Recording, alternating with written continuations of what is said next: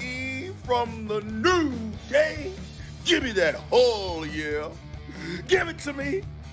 I need it.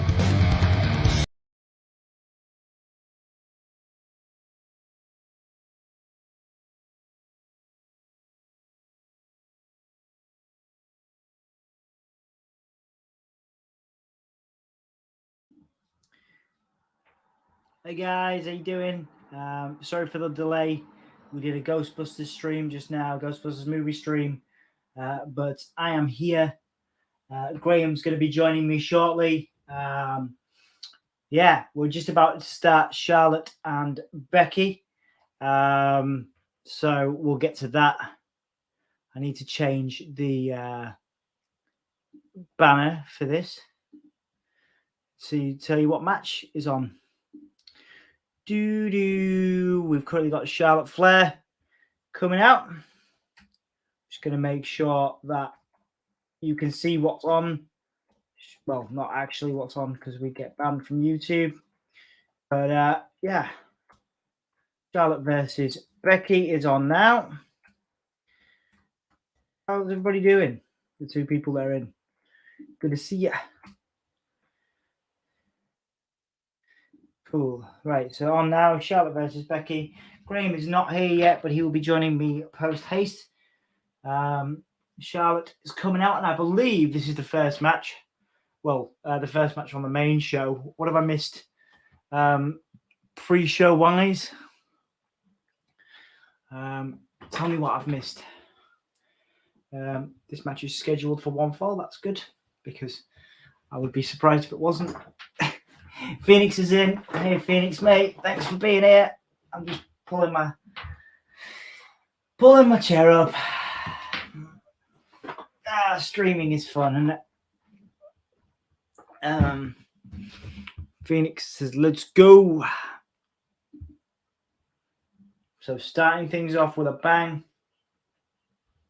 What did I miss on the Survivor Series pre-show? Thanks for your great job. Oh, man, well, sorry for being late. Like I say, we're doing another stream. We're watching Ghostbusters, the original one from 1984, which you can see on the channel. And then that overran. So, yeah, I'm sorry for being late. But yeah, Survivor Series. Let's see what.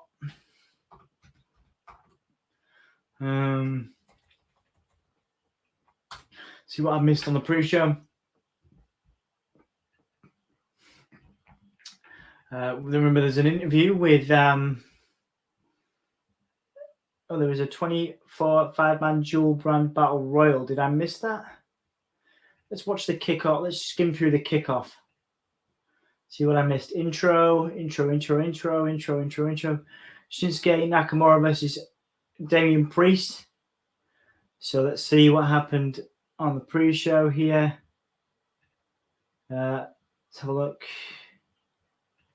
Just lots of highlights. So it was Damian Priest choking it, as if Damian Priest choked out Shinsuke Nakamura. Oh, well, no, Shinsuke manages to get out of it. That's interesting.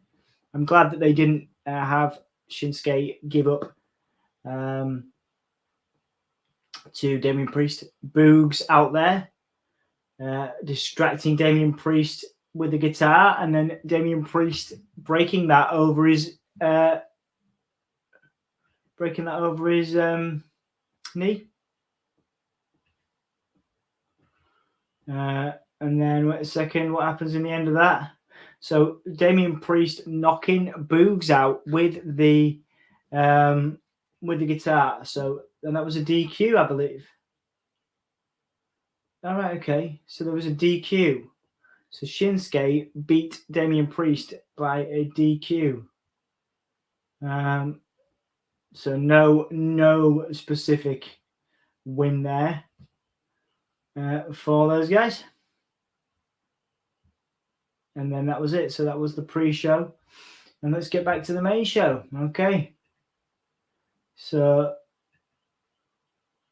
cool. So Charlotte Flair attacking Becky now with sort of smashing her head on the apron. 5 people in. Thank you guys so much for watching. My name is Dom. Graham will be here shortly to join me. Raw will win the 5-on-5 men's match. I hope so. I mean, Raw is my favorite brand, so I would hope that they will win. I think they have the stronger team as well, Phoenix. I hope you agree. So Charlotte Flair now down on the outside, while Becky Lynch. This is the first match of the main card. People chanting for Becky wearing bright red. Those boots are pretty garish, aren't they? Becky Lynch's boots. Becky was going for a finisher there. And then a counter by Charlotte, backbreaker there as well. First match of the main card, we saw Shinsuke Nakamura and Damian Priest in the pre-show. I just recapped that briefly. Shinsuke Nakamura beating Damian Priest via disqualification after Damian Priest attacked Rick Boogs and Shinsuke Nakamura with a guitar. Now Charlotte smashing Becky Lynch's head into the mat.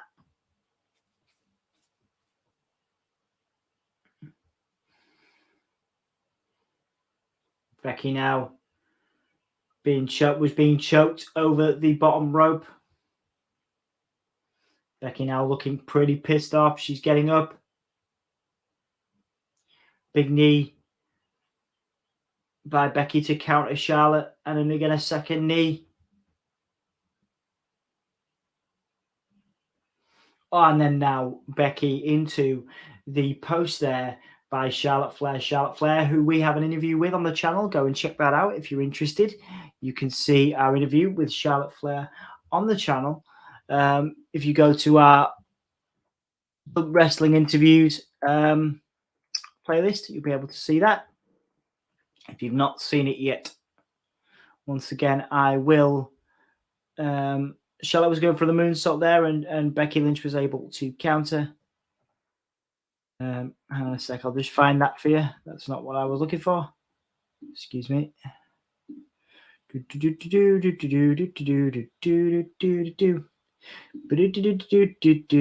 Sorry, guys, just rambling. Trying to find the interview we did with Charlotte Flair for you. There it is. I found it. So you can check that out on the channel. You think Charlotte will win? Okay. Phoenix says Charlotte will win. We'll see. We'll see, man.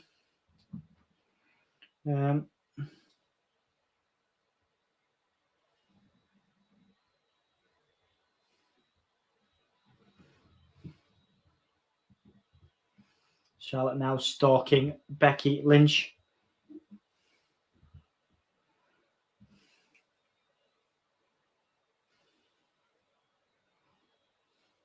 Both those guys, both on their knees, looking intensely at each other, getting in each other's face, slapping from Becky Lynch, slapping to Charlotte. Both of these guys, very, very intense now.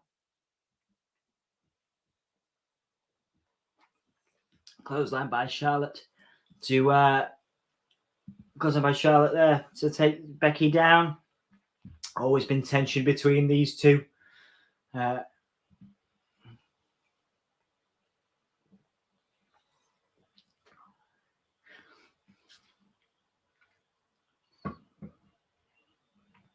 Big slaps now, big punches from Charlotte Flair to Becky.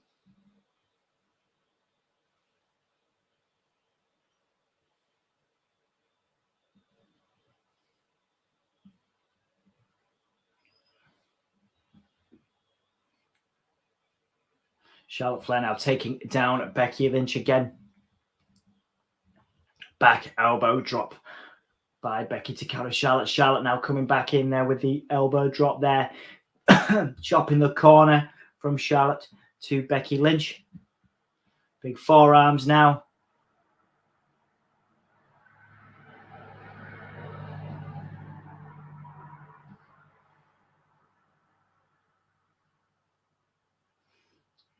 Back elbow. Oh, big nice kick there from Becky. Those boots do not look particularly comfortable for Becky. Oh, wait. Becky Lynch countering, trying to go for the Beck's disarmer. Roll up 1, 2, and a kick out. Oh no, Charlotte gonna powerbomb Becky. Yes, powerbomb to Becky Lynch. 1, 2, and a kick out. Nice powerbomb there from Becky Lynch. Charlotte laughing there, overconfident.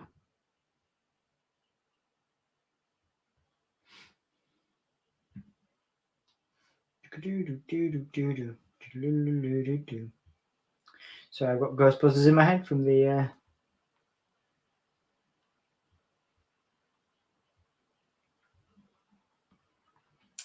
Thank you guys for joining us. Appreciate it.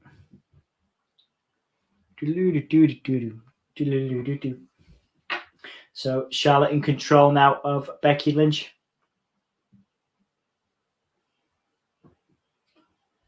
Shoulders down by Becky. Roll up on Charlotte.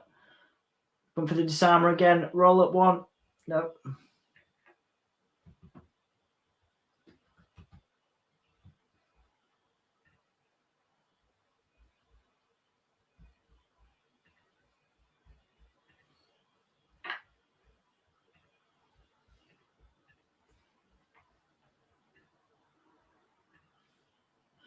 Kicks now, midsection kicks from Becky Lynch to Charlotte Flair.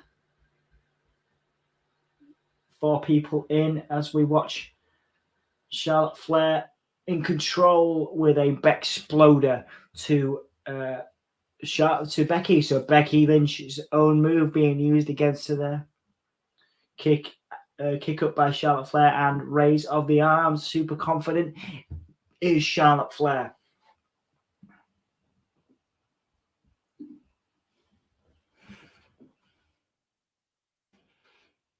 Very excited to have you guys with us for Survivor Series. Sorry I started this one late.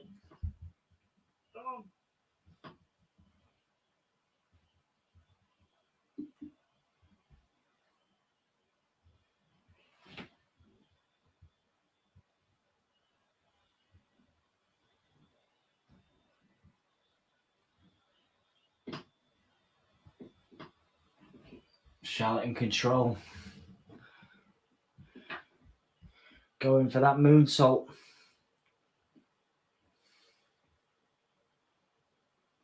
Charlotte Flair, Becky Lynch with a kick out there.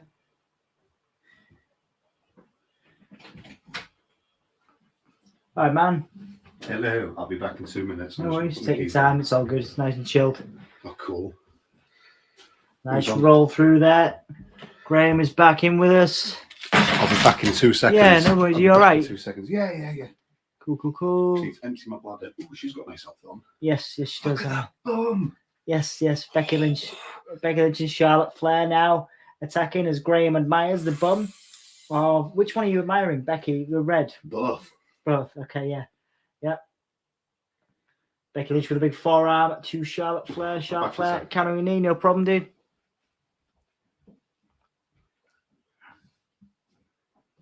All right. Charlotte now countering Becky Lynch. Charlotte in control again. Becky Lynch down on the inside of the ring. Charlotte on the outside.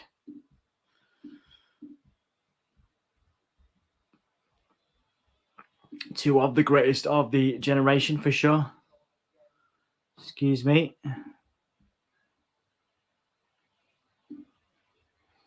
Yeah. Becky Lynch taking the fight to Charlotte here. Becky Lynch looks to be the face here for sure. 1, 2, kick out.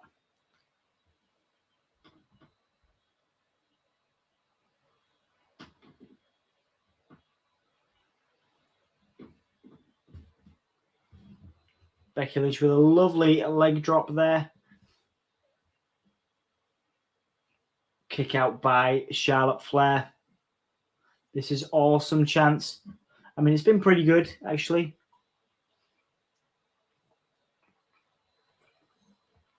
The one time of year when Raw goes head-to-head with SmackDown, guys.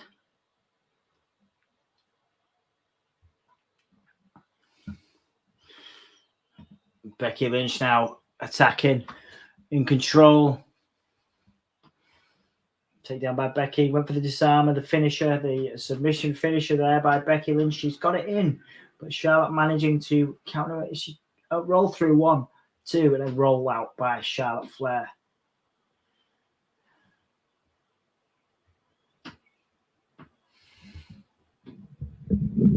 Six people in. Thank you guys so much for watching. Moving the microphone a bit closer. Counter now by Becky Lynch. Becky Lynch running into the ropes. Charlotte went for a big boot there. 1, 2, and a kick out by Becky Lynch as Graham joins us. You can sit in the comfy seat, Graham. In the captain's chair. In the captain's chair, absolutely. Charlotte should end this quickly, says Phoenix. I don't know, man. I don't know. I don't think so. It's obviously not been a quick match. We've had 15 minutes of it. Dude, we've got enough. We've got enough Maltesers and Pringles. Nice one from our previous stream, from the previous Ghostbusters stream that you can now see on the channel. Becky Lynch crawling to the ropes. Charlotte admonishing her. Obviously, a lot of history between these two. You need your headphones. I do need my headphones here. on. Okay, Graham's just going to connect his headphones. I'm going to plug him in.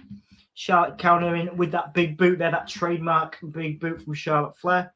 Once again, if you guys go up in the chat, for those that have just joined us, you can see an interview with Charlotte Flair that I did earlier this year on the channel. There's a link in the comments. Big boot there, 1, 2, and a kick out. 6 people in. Thank you guys so much for joining. We're currently watching Charlotte Flair versus Becky. I am watching this on the WWE Network. If you are interested in watching, I'm sure if you Google watch wrestling, you will find something. Becky Lynch countering Charlotte there. So this is your first time watching WWE in a long time, right?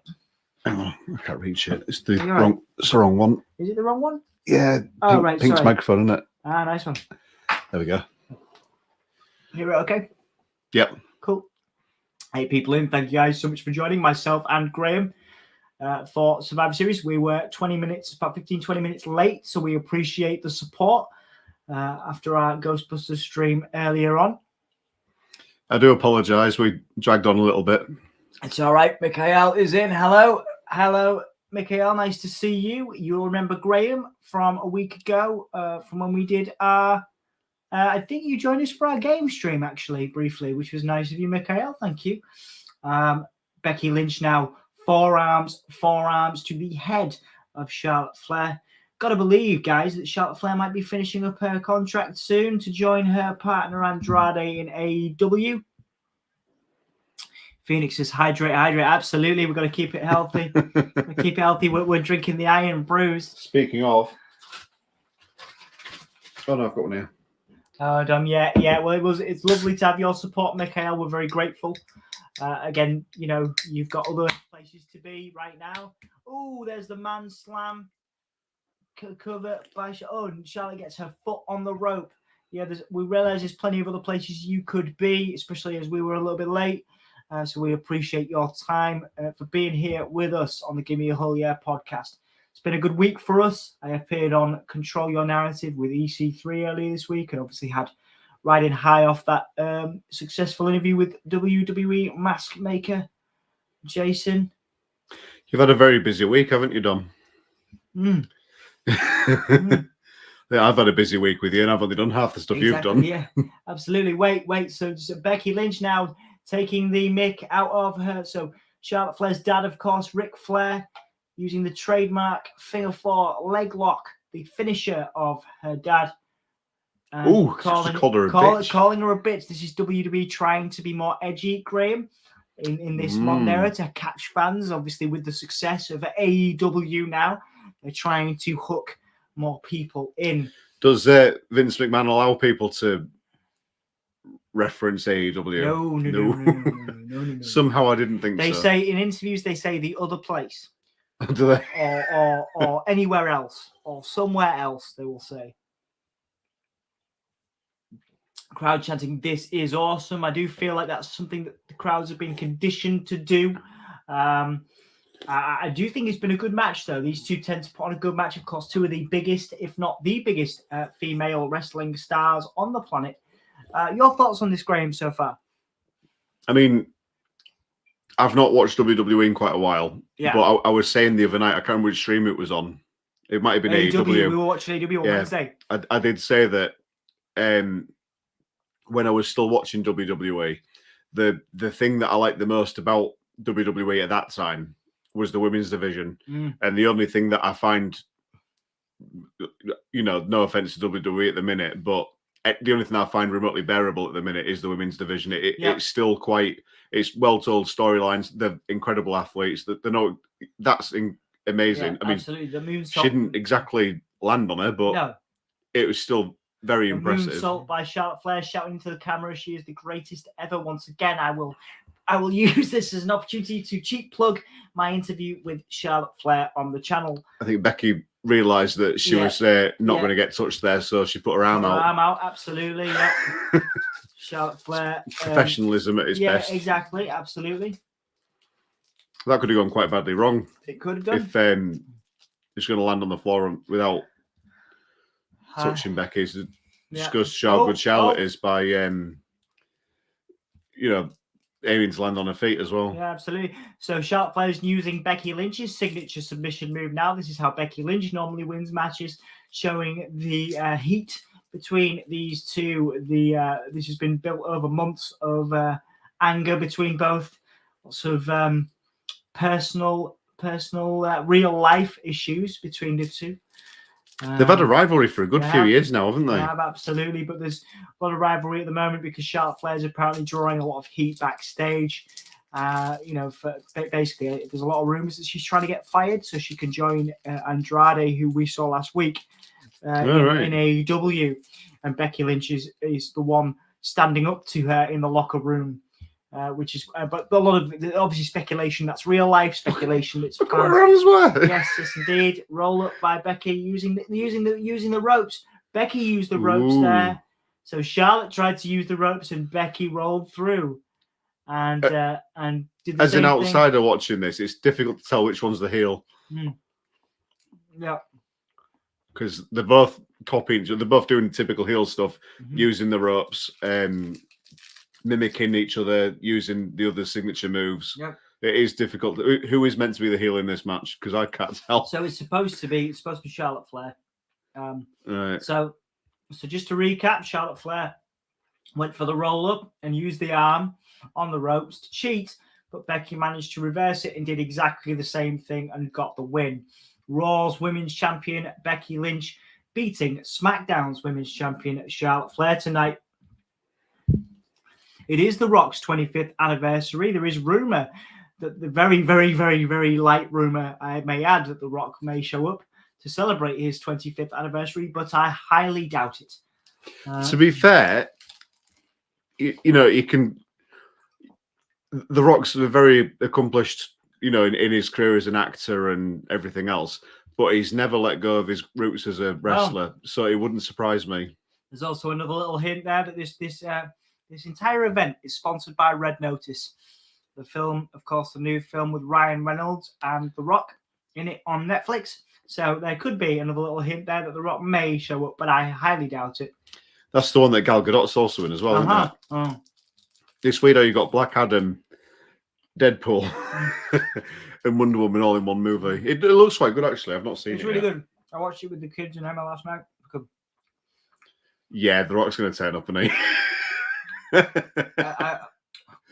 There's a lot around him going to be at Los Angeles next year in WrestleMania to challenge Roman Reigns. Roman Reigns is the biggest heel, probably the biggest star in WWE at the moment, and Roman Reigns and The Rock are actually family, technically cousins. So there's a lot of talk to that. Rock's debut 25 years ago at Survivor Series, of course, beating Goldust.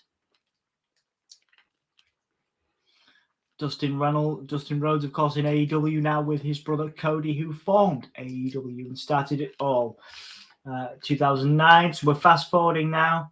Drew McIntyre, who we have an interview with on the channel. Cheap plug.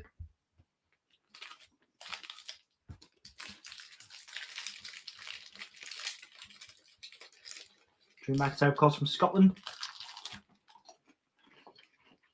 Referencing his time in 3MB there.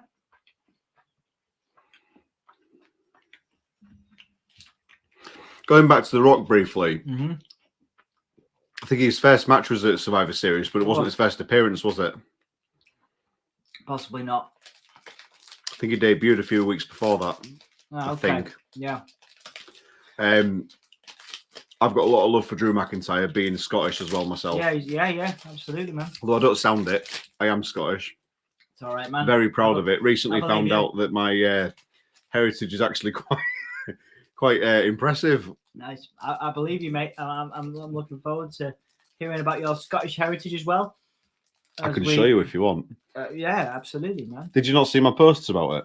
Mm-mm. Oh, my watch is going off. What's going on? Mm. Oh, Jay's messaging. So we've just had a promo for Drew McIntyre. And now I think we're getting a promo for NXT by the looks of it. NXT War Games coming up. NXT, of course, now promoting much younger stars. A lot of the releases recently have been some of the older talent from NXT because they want people 25 and younger now. Obviously, a lot of people losing their jobs, not a good time. For anybody that is watching, what do you think of the WWE releases? Of course, there's been some huge releases recently. Keith Lee, Bray Wyatt, Braun Strowman, just a couple there. So I believe this is one of the first Survivor Series matches, which will be 5-on-5. I'm surprised they've got enough wrestlers. Yeah, absolutely. Well, actually, one of the release teams was supposed to be in one of these, but yeah, I've just realised Stay Puft is here still from Ghostbusters. I think You got him. We'll bring him in. I didn't know. Careful. I didn't know. We'll bring Stay Puft here for the majority of the stream. I didn't realise how delicate he was. Yeah, it's not a toy. It's like very specifically an ornament. Ah, I see. But it's good. It's cool. We'll bring him there for the stream. Keep me company. Yeah. Unless you want him on your side. No, I'll just leave him there. Yeah, I brought him in as a prop for. We just did a Ghostbusters watch along. I'm sure John's mentioned it. Yep. A few months ago, I bought my kids the Lego Firehouse, big thing like that, Yeah. And found that on Facebook. Some people, 3D printing them. Yeah. Awesome. It was actually very cheap, and I thought it'd be a cool little prop to put next to it. Like a to scale giant Stay Puft Marshmallow Man. Gonna move the Pringles. Or as Dan Aykroyd would say, the Stay Puft Marshmallow Man. The Stay Puft Marshmallow Man. That was great. Love that. We're seeing Bobby Lashley, who I believe is considered the captain of Team Raw. Rey and Dominic Mysterio. So Rey Mysterio and his son Dominic. Both Dominic Mysterio now a professional wrestler, Gray, with his dad. See, I remember him being in it when he was a kid. Yeah. I've got a confession to make. Mm-hmm. I can't stand Bobby Lashley. Mm-hmm. Why? I've never ever liked him. No personality. He did okay in Impact Wrestling. But yeah, since he's come back, he's now got MVP as his mouthpiece. Of course, MVP, one of the greatest managers of all time, and also US champions of all time. So since MVP has been involved with Bobby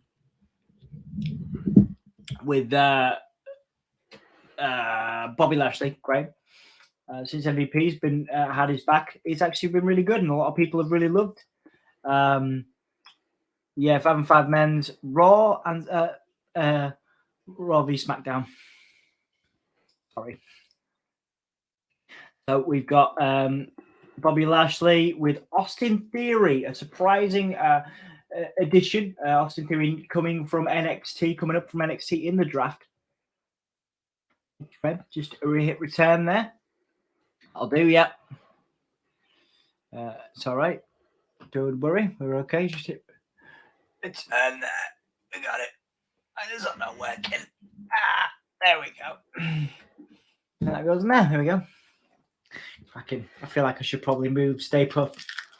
Nah, he's all right there, isn't he? Just getting round him. Yeah. Got him.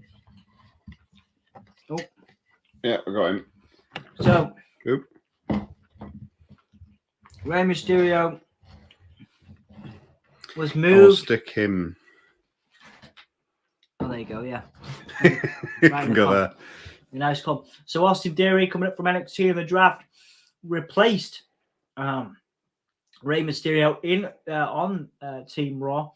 There seems to be a lot of hype around Austin Theory, of course. Again, that focus now WWE is putting on younger stars, building younger stars like Austin Theory. Finn Balor now, of course, a part of Team Raw as well, alongside Lashley. I do like Finn Balor. Yeah, Finn Balor's great. I love the Demon Finn Balor as well. Yeah. You know what? I don't actually need these headphones in. I'm going to swap them out. Oh, no, I can't because I need the audio. I've realised these headphones are so painful. Horrible things. So you need both of them in? Charlotte offered me her Bluetooth ones and I turned them down because I didn't want to steal them off her. I don't need both. I just need one. But just the way they're just not very well made headphones. They're really painful. But the only alternative I've got are these big gamer headphones, and of course those won't work in this context. Yeah. So you got Finn Balor around now. And then you got Kevin Owens. Kevin Owens' contract up in January. A lot of AEW stars like Kenny Omega, the Young Bucks, who of course have history with Kevin Owens, or Kevin Steen as he was known then, are hinting at his potential if he were to go to AEW. So since I last watched this, I think he's lost weight. Yeah. Tommy T is in. Hey Tommy, how you doing, mate? Good to see you. I'm going to move him just because I can't reach that bit. Yeah, that's right. Ooh, you're right. Oh, sorry. That's all right. Sorry, I thought his arm just fell off. Stay Puff's arm just fell off. It's fine. He's a baddie. Seth Rollins, of course. Becky Lynch's partner, and also one of the greatest superstars of the last 10 years, I would say. What a wonderful jacket. What the fuck? He has a wonderful jacket on, doesn't he? He loves it. He is the king of drip. As the young people call it now. He is the king of drip. Why has he got a scarf down his pants? Why not? Because he looks like a tit. I'm not keen on Seth Rollins either. I admire him in the ring. I think he's a great talent. He's not to my taste personally. I've heard a lot of criticism about how dangerous a worker he is, and I know really? I know he has injured quite a few people, hasn't he? He's been responsible for an injury to Kane and a few others, but not as many as say Nia Jax. I'd say two or three people over his career, but he's had a good 10-15 years now in the ring. So I would say he's probably one of the better in ring talents these days. Perhaps when he was starting out, maybe not. Kevin Owens sat in the ring there with Finn Balor, Austin Theory, and Bobby Lashley, Seth Rollins, and Austin Theory, the heels in this, with Finn Balor and Kevin Owens, the faces, the good guys. Makes you wonder if there's going to be any inter-team. What's that? Oh, yeah, that's the whole issues. thing of Survivor Series, isn't it? Yeah, it's normally what happens, isn't it?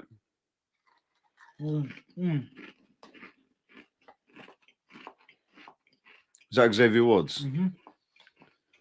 King Woods, of course, the most recent King of the Ring. I did wonder why he was just like that.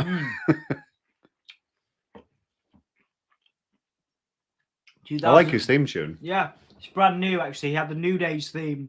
Obviously, New Day, one of the longest-standing factions in WWE. He had the New Day's theme until maybe 2 weeks ago. Still, and Jeff Hardy, of course, the condition of him re-signing with WWE was him getting the No More Words theme back, which is obviously his iconic theme from his early WWE days. I do like Jeff Hardy. I love Jeff Hardy. I think it's very jarring not seeing him and Matt It is, in the same company. He's not been used very well, and a lot of people, of course, speculate because he still had 2 years left on his contract, Jeff Hardy, because of injury. A lot of people speculate he's not being used to his full potential because his brother Matt, of course, is in AEW as it stands. Yeah. Jeff Hardy gave an interview recently, and he said that he wants to end his career with his brother and use the phrase wherever that may be, alluding to potential of doing that in AEW in a recent interview. Or alluding to someone jumping ship back to WWE, maybe. Yeah. Well, he did say that contracts do end and expire, so it could also happen. We've not seen that yet before, have we? Lots of fist bumps now. Jeff Hardy, of course, a firm fan favourite. Sheamus, of course, a long-standing heel. Long-standing heel in WWE. You can see an interview with Sheamus on the channel. Go and check that out. I should probably put that in the chat, but I can't be asked because it takes ages. Do it at the end. I can do it on my phone. Do it at the end. Don't do it on your phone. Yeah. I like Sheamus as well. Yeah, Sheamus great. My friend Aiden, who works for me, works for us at Sounds Fair and Give Me a Hug. Yeah, did the interview with Sheamus, said he was a lovely guy. He does come across that way. Recently tag teamed with Rich Holland. This guy is a former Hull KR rugby player. He's from Yorkshire. He is from Wakefield. I wonder if I've come across him at my day job. His real name is Luke Menzies. But he's former Hull rugby player. That guy.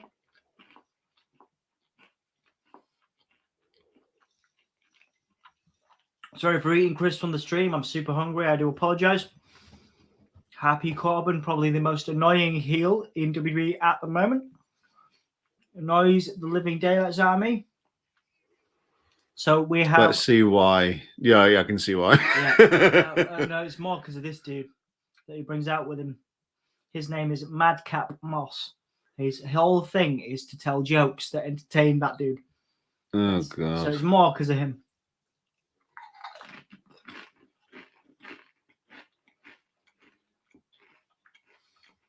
So we have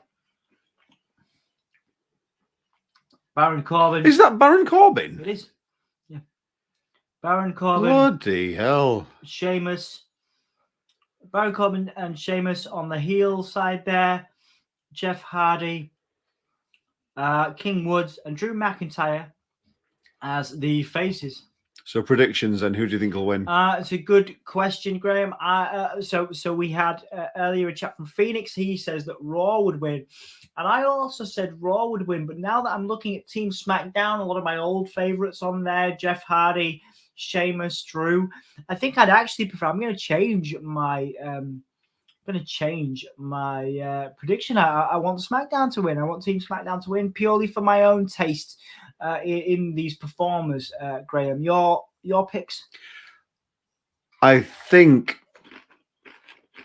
I want SmackDown to win, but I think Raw will win, and I think it'll be a dirty win. That's my prediction.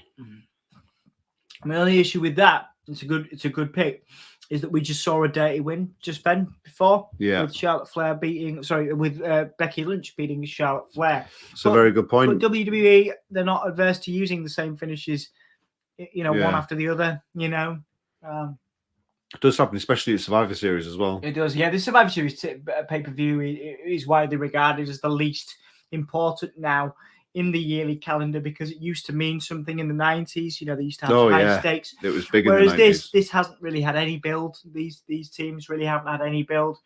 A lot of people are not interested in watching Survivor Series because it doesn't mean anything with, really, because both these brands, both these guys, sets of teams will go back to their own business on their respective brands. There's no real tie-in that will continue beyond this evening. I think that's one of the issues with the brand split.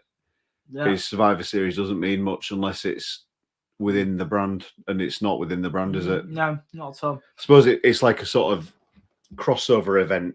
Yeah. But I mean, traditionally, you always had the 4 big main events every year. Yeah. It used Royal to be one Rumble, of the big 4, yeah. And it's maybe it's too soon after SummerSlam, maybe as well. What are your thoughts? Anyone in the comments? Well, I think for me personally, I'm still wishing that Jeff Hardy would be used on decently here, but he won't be. I expect to see a breakthrough performance from Austin Theory as the youngest member of the team, the most surprising entrant to the Raw team. Obviously, they're going to see where it looks like we're going to see some issues between Kevin Owens, Seth Rollins almost immediately. Possibly Finn Balor as well. Yeah, possibly Finn Balor as well. How much of a push does Kevin Owens get at the minute? Not much. Yeah. I know Vince McMahon's never been a big fan of him. Yeah. So I would expect him to not do a lot in this. Yeah, it's if he follows his script, but he normally puts on a really good show. He's very, very talented. He's very talented, but this is why, because he's not been used properly. And when his contract comes up in, I think, in January or December, a lot of people are saying he's going to go. Because he's got that history with guys like Kenny Omega, guys like the Young Bucks, who are obviously top of the chain in AEW. So Kevin Owens wants to fight. And he works very well with Chris Jericho as well. Is Chris Jericho still at AEW? Yes, he is. He is. Little Chris, top of the world. Hello, the biggest Bray Wyatt fan I've ever met in my life. Hope you're having a good time. AEW, did he get confirmed? AEW Impact. Okay. So Chris, so I don't know where Wyndham, of course, the former Bray Wyatt, is going. I did do an interview with the team behind Control Your Narrative, who have been in contact with him.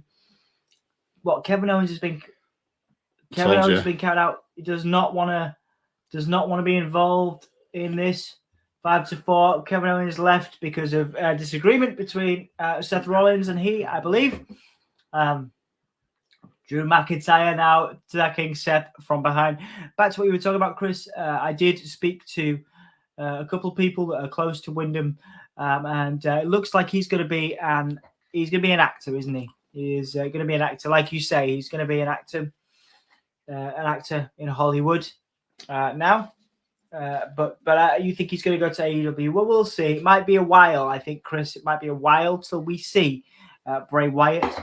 Now, Wyndham, again, I think it'll be 3 to 6 months before we see him in a wrestling ring, maybe even beyond that, which is unfortunate. As you know, I am also a huge Bray Wyatt fan.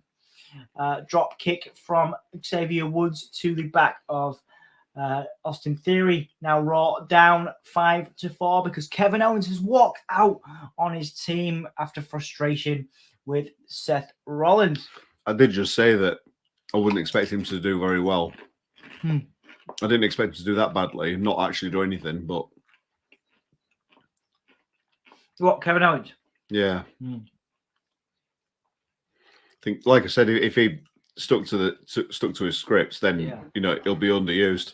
Yeah. If he does anything spectacular, it'll be off his own back because they do underuse him because Vince McMahon doesn't like him. Oh, you mean Kevin Owens? Oh, you mean Kevin Owens? Right? Okay, yeah.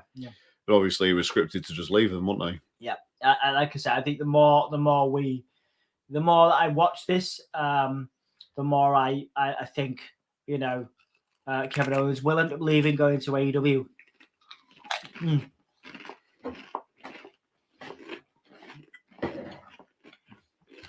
Need to watch. Hang on.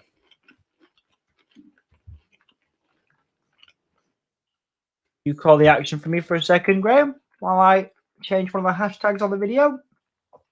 Yeah. Don't really know what to say though. It's all right. You don't have to worry about it. It's fine. Just tell them what. Rollins is tagged in. There you go. There you go. That'll do. Just tell them what they're doing. Into the corner. Oh, that looked painful. Corbin's always been quite a good wrestler, but I've never liked him. Yeah, I think he was. He's a born heel. He's never been a good guy. He's never ever been a good guy. He's a good villain, and he is a good performer. I just don't know what it is about him. I just don't like him. But this will be good. Jeff Hardy's in, man. Gotta love it. Probably one of the oldest members of this team, if not the oldest, but also a huge fan favorite around the world. A friend of mine has just done a series of interviews with Jeff and other performers. Lad from Manchester. He's currently there in New York right now doing some work for WWE. So shout out to him. Sheamus is in. There you go. Always feels like that's worth the hashtag. Just added the Raw versus SmackDown hashtag to it, which I didn't think to do before. Finn Balor's in. Yeah. There you go. Off the top rope. Finn Balor now with an armbar to Sheamus. Of course, these guys have a storied history, both from Ireland as well. I mean, if Finn Balor wanted to win, all he had to do was put his makeup on, really. Yeah, absolutely. What did Tony Khan talk, CEO, President AEW, with Wyndham? Apparently, yes. He has talked with Wyndham. Well, no, he said he hasn't talked with Wyndham for a while. He said the last time he saw Wyndham or Bray was at Chris Jericho's birthday party last year. But of course, before CM Punk debuted in AEW, Tony Khan said he hadn't spoken to him. So of course, would Tony Khan tell us if he had signed or he had a conversation with Wyndham or Bray, depending on how you know him? Drew McIntyre back in. Yeah, Drew McIntyre back in. Brilliant. Thank you, Graham, for covering me. Big suplex, super strong suplex with... Down like a sack of spuds. Absolutely. I probably should take this opportunity to plug my Drew McIntyre interview again. Drew McIntyre interview on the channel. Go check that out. Yeah. Matt Hardy back in again. Jeff Hardy. Jeff Hardy. Yeah. Confusing. It's all right. 7 people in. Thank you guys so much for joining us. We realize you have plenty of other places you could be. So thank you for your support. A couple of love reactions on Facebook too. The crowd, of course, obeying Jeff Hardy. Big fan base, rather. Jeff Hardy and Finn Balor. This would be a wonderful one-on-one match if we ever got to see it. Yep, Corbin's back in. No, his name now is Happy Corbin because he won a jackpot. So he was at one point Sad Corbin because he was poor. His gimmick was that he lost all his money and then he won it back in Las Vegas. So now Happy Corbin. Right. WWE very creative, simple and basic with their gimmicks. Yes, Finn Balor taking out Madcap Moss. The distraction, of course, leading to the deep 6-1-2. But Bobby Lashley breaking up for his team. Bobby and Drew have a storied history between these two. Rollins now taking out Drew. Sheamus taking out Seth. You sold that well. Yeah. Austin Theory taking out Sheamus and choke slam. That was a hell of a choke slam, wasn't it? Look at the height you got on that. Madcap Moss looking super happy with Happy Corbin. Finn Balor getting out of the way, sending about Happy Corbin into the buckle. Oh, looks like we could be getting a coup de grace. If Balor hits this, it's over, and he does hit it. That's got to be it. 1, 3 count, surely. 2, 3. Yeah. There we go. Baron Corbin is out. 4-on-4.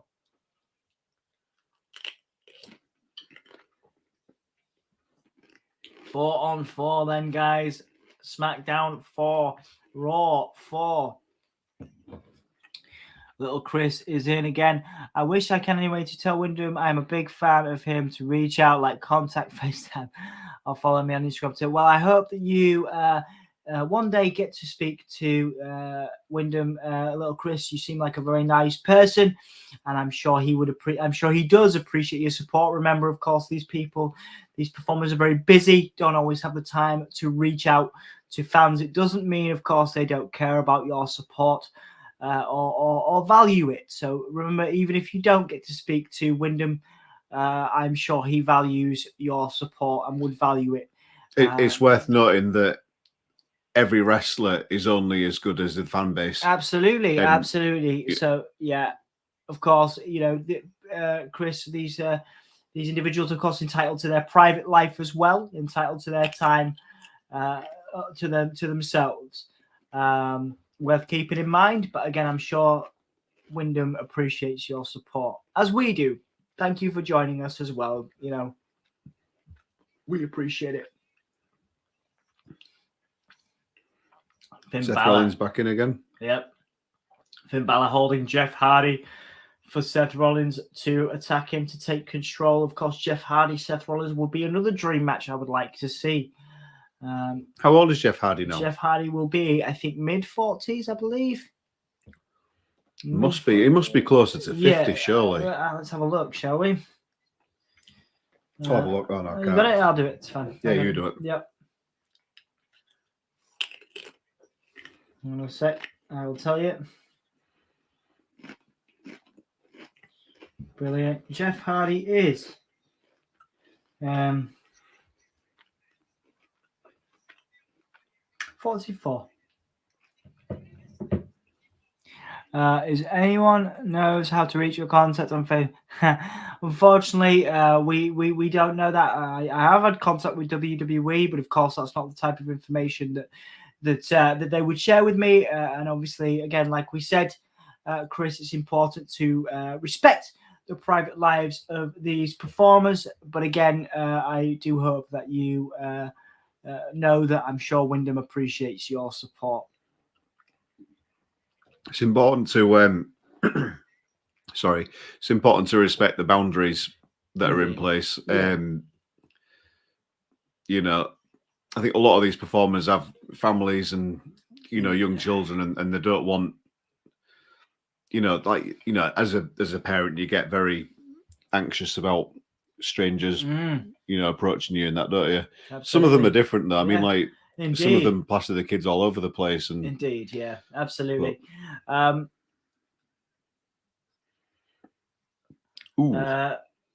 Lashley taking out Drew McIntyre, maybe over the barricade. No, into the post as Jeff Hardy hit a whisper in the wind on Austin Theory in the ring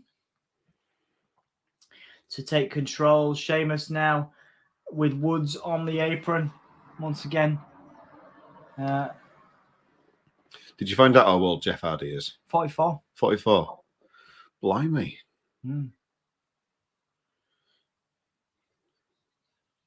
Big kick to Jeff Hardy from Austin Theory. Austin Theory's first win on the main roster was against Jeff Hardy on Raw before Jeff Hardy moved over to SmackDown. Who do you think will be the last few men? So I would like to think Jeff. Kick out there after a roll up from Jeff to Austin. Jeff Hardy getting a tag into King Woods. King Woods on a huge roll at the moment after winning King of the Ring. Both members of the new, so all three members of the New Day now having success. Thoroughly deserved as well. I think the New Day, you know, I mean, I know a lot of people said that it dragged on too long, but you know, I never got bored of them. They were always still very good. And, still going and still selling merchandise. And as long as they're still going and still selling merchandise, Vince McMahon will be very happy. Big forearm by Xavier Woods. Lashley taking out Woods from the top rope. So who would I think is going to be last? I'd say Lashley, probably one of the last performers. Maybe Drew on the other side. Lashley going for the spear. Is this going to be it for King Woods? Looks like it will be. That is the finishing blow from Lashley. Traditionally, I know he's going to go for the submission. Hurt lock in. And King Woods not tapping. Ooh, he's not. He's not tapping, but he's out. He's out. Yeah, he's out. King Woods is done. Advantage Team Raw after that low low start there.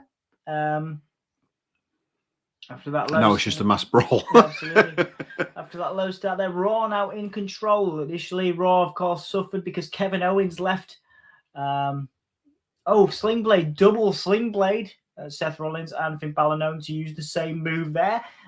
Both used it against their respective opponents. Oh, nicely double team there. Seth Rollins and Finn Balor Jeff Hardy in with Lashley. Now, what I'd like to see is Jeff Hardy get an upset win, but I believe Lashley, of course, will destroy Jeff Hardy because that is the way of things in WWE at present. Oh no, here you go. Is Drew made the tag to Jeff without Jeff knowing? Lashley and Drew, of course, the huge rivalry between these two, a big rivalry between these two.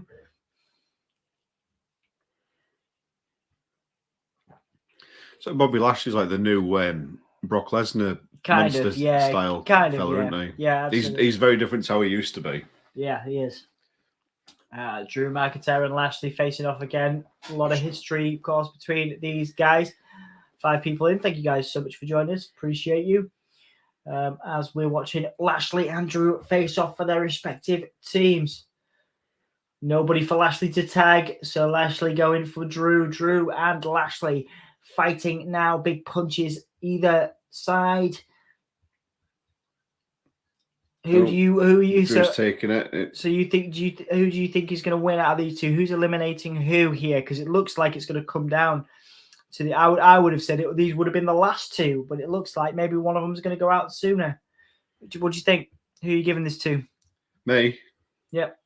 I think these two will be in it until the end. Okay, yeah, I would have called it, but we'll see. Obviously, maybe I think these will both end up getting tagged. Tagged out. Tagged out. Yeah, maybe they're just teasing. Or maybe they'll until that happened. Anyway, I thought maybe they might double sort of down each other. Indeed. And then get some fresh blood in. Maybe. Yeah. What's going on with the Dark Order Evil Luna? That's a good question, little Chris. We saw last week, Bryan Danielson, of course, Daniel Bryan destroy Evil Luna in a match. Daniel Bryan turning heel. Double count out. A potential double count out. Of course, the work of these two. There's done it. Yep. 10, both of them out. All right. Okay. I don't know about that, dude. That's a terrible idea. A terrible idea. 3 count outs in one match. Yeah. That's not a good. Kevin Owens and then these two. Yeah. They're going to have to carry on fighting to keep this interesting because otherwise this is going to be a bit of a shit match. Yeah. There's a lot of boos there from the WWE universe. They are going to carry on fighting. Way to recover from that, really. They need to stay in unofficially and fight for a little bit. Absolutely. Little Chris, I believe Bryan Danielson is supposed to be taking out the whole of the Dark Order. That's his mission until he gets to Hangman Page, who is the current AEW champion. I think that's what his mission is, as Drew hits a Claymore, a finisher to Lashley.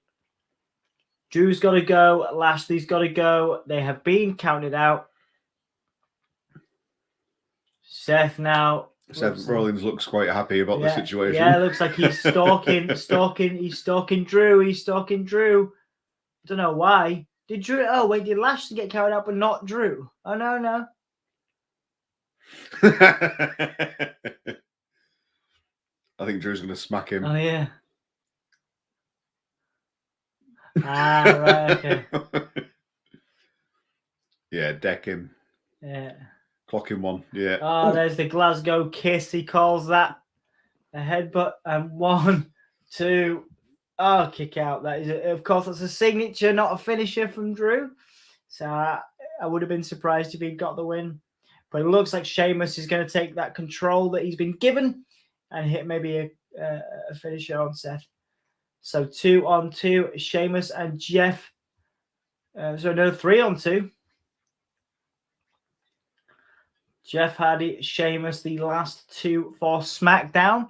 I can't remember who predicted Raw's win. I think, it was Phoenix. So maybe you're right, Phoenix, if you're still with us. Finn Balor coming in now. This is a pretty strong Raw team, Graham. Finn Balor, Austin Theory, and Seth Rollins versus Sheamus and Jeff. I think Sheamus might win this, I reckon Jeff Hardy will come back in, and I reckon it'll end up Sheamus on his own, and he'll take them all out. Yeah. I could be wrong, but that's my new prediction. Yeah, absolutely. Hi guys, going for Raw. Going for Raw this one, doing okay. Got pretty strong. Got Becky. So 1 for 1 in predictions. Who are you going for? So I predicted Charlotte in the first one, so I got that wrong. And I predicted Team SmackDown. I changed my prediction. Brogue kick, that is the finisher from Sheamus. 1, 2, 3, Finn Balor. So I predicted Raw at first, and then I changed my prediction from Raw to SmackDown, purely based on my fan favourites, my taste, based on Jeff Hardy being there. I can't remember who I predicted now. Yeah. What a drop kick from Austin Theory there.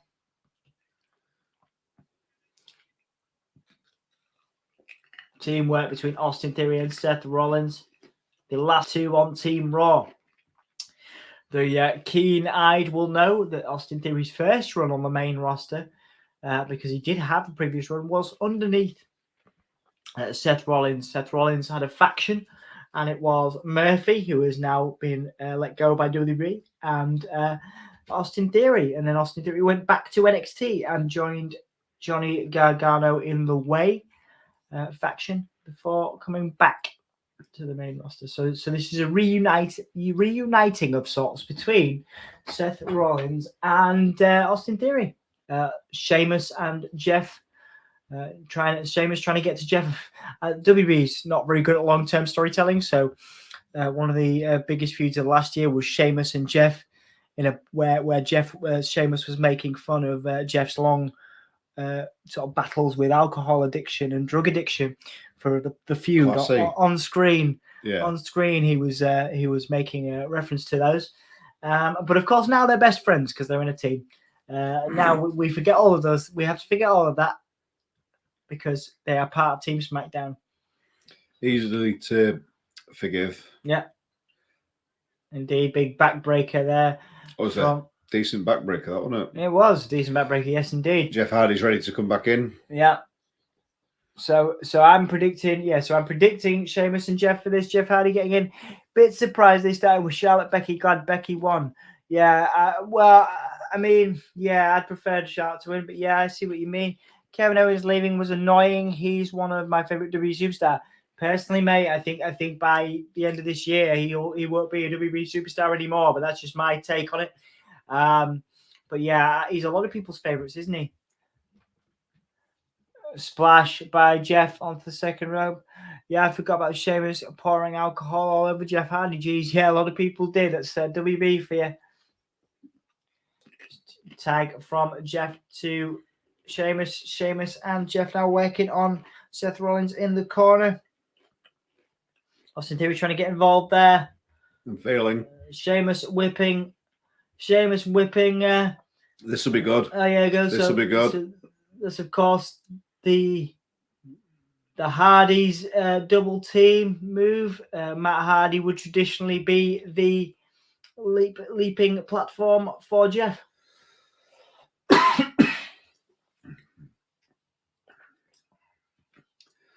Sheamus now going to go for the beating fists on the outside. It's a trademark of Sheamus's. The beating fist. Oh no, Austin Theory getting involved. Austin Theory countering. Oh wait, we're going to get two of them. We are going to get two of them. Well done. Oh no, Jeff's going to do it. Jeff's going to do it as well. Okay. I'm surprised how well Sheamus and Jeff Hardy got on like that. It's well, they've got I wouldn't team them, you know. Do you know what I mean? Yeah. Well, of course, they were a big rivalry. That's even worse considering they were such a rival to each other last year. Yeah. Seth Rollins now with a midsection kick. Going to go for the curb stomp, but no. Sheamus countered. Irish curse backbreak. What does he call it? No, white noise he calls that. Yeah, okay. Sheamus now playing to the crowd. Unusual, as Sheamus is normally the big heel in these situations, the bad guy, as he's going to go for a brogue. Did you see Bronson Reed now at New Japan and surprise at Impact Turning Point? Yeah, I did see that. He's now called Jonah Rock. 1, 2. Super kick from Seth. I'll call the action for a bit. Wee Rally. and I'll come back to you. But yeah, super kick there, trademark. So Sheamus has been cut open on his arm. Yeah. So Austin Theory tried to get in the way of the bro kick to Seth, and then Seth managed to hit a super kick. But then, kick out by Sheamus. Sheamus pushing Seth to the outside.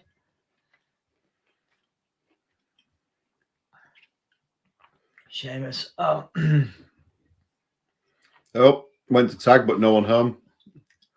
What was that? 1, 2. Sheamus is right. Sheamus is out. Jeff Hardy's the last one. Oh, man.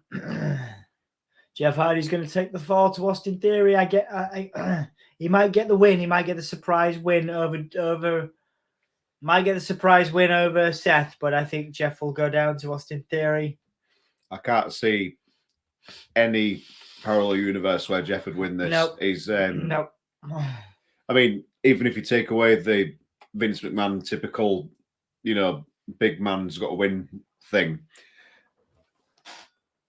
Jeff Hardy's of the generation that he's handing the torch down, isn't he? He's always going to... There you go. Yeah. There's their rivalry reignited. There you go. Yeah, Sheamus wondering where Jeff was there on the tag.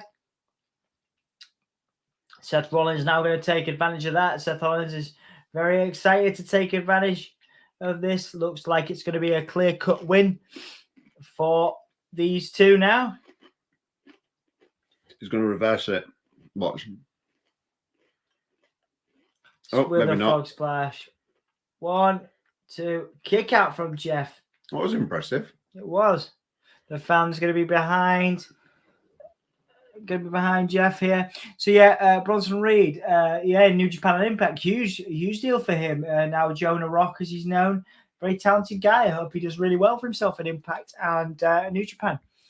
Sheamus doing great work at WWE last year, and this year had 2 broken nose surgeries. Come back recently. Yes, indeed he has. You can see We Rally Sport if you want. There's an interview with Sheamus on the channel. I don't think Seth winning. He's also very annoying with his weird suits and annoying laugh. It's the drip, man. It's the drip. It's people love it. People love it, man. But I appreciate that you do not. Jeff Hardy countering both of these guys here. I think we're getting This teased. might look interesting. This We're getting teased. We're getting teased. We're being made to believe that Jeff's going to win, but he's not. But he's not going to win. He's not. No. I suspect Jeff Hardy will. 1, 2. Okay, yeah. So Jeff beats Austin Theory, but he's going to go down to Seth. Going to go down to Seth. We get Jeff Hardy and Seth Rollins. This is, many people would consider this, Graham, a dream match between Jeff and Seth. But I don't think it's going to happen. To be fair, this is the kind of, like, those two together is the kind of match I would want to see. Yeah. And at the tail end of a Survivor Series match, it's not ideal because obviously they're both knackered. But I still imagine this will be good because they're both good performers, and they're both quite similar styles. Yeah, I imagine Seth Rollins probably was brought up watching Jeff Hardy. Oh, of course, yeah. And I imagine this will be good. And Jeff Hardy's good at selling. Absolutely. And getting the shit kicked out of him. I think Seth, Seth's going over. We have to prepare for that. Yeah. Seth's going to be the winner here as the younger person.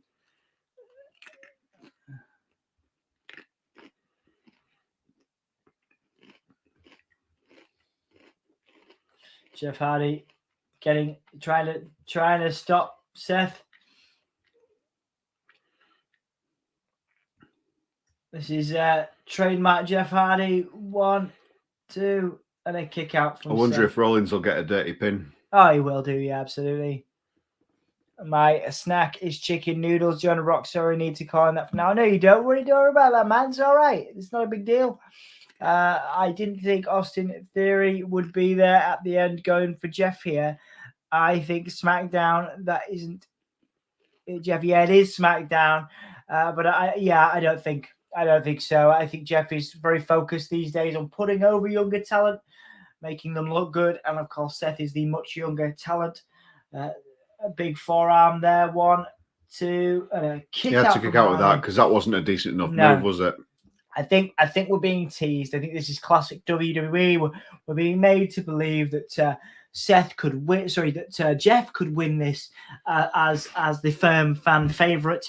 But I don't think that's going to happen. I think it'll go both ways for a little bit, and then we'll have Seth win. Yeah, I think this is the curb stomp, the finisher of Seth.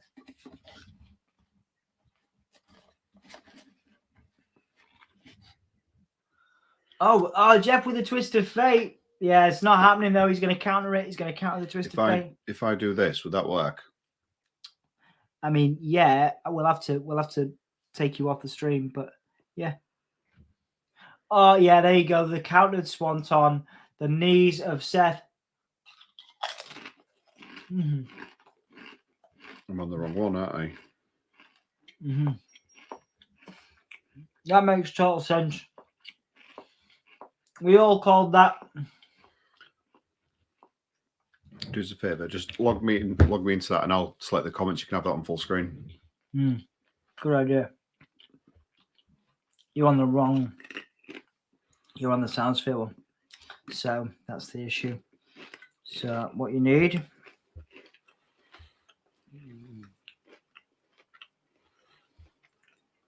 So Seth Rollins has beaten Jeff Hardy. We called that the counter from the Swanton. A lot of people do it. It's very overdone. If you want to beat Jeff Hardy, you put your knees up for the Swanton and then hit your finisher.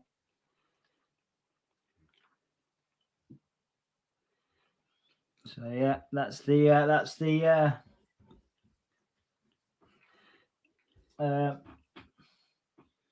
result at the moment. Oh no.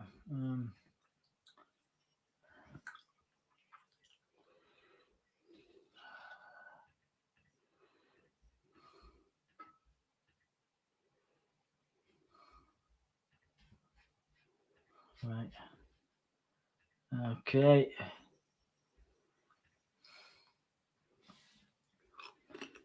All right. Just going to get Graham logged in so you can handle the comments for us. Oh, yeah. That's all you need, isn't it? I was like, what do I need to do now? Tell you what, mate, it's a lot easier with you here than it is normally. I'd be falling asleep by now. I'm pretty close. I don't know. I'm close to falling asleep. Yeah. I've had a very busy weekend. What are we missing? What's being advertised on the network? Oh God, something bloody ridiculous American adverts. What? Oh.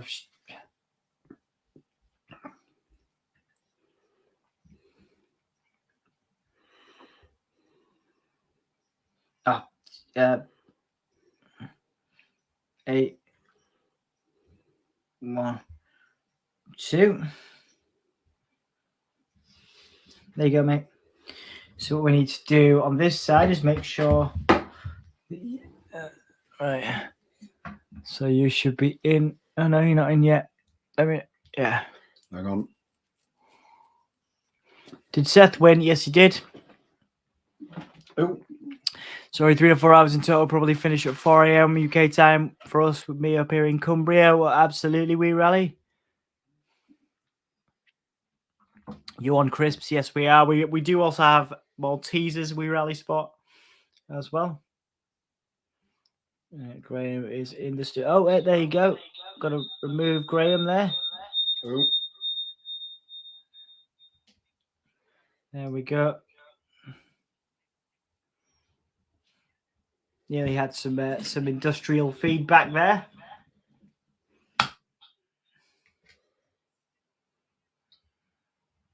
I wonder if any surprises tonight.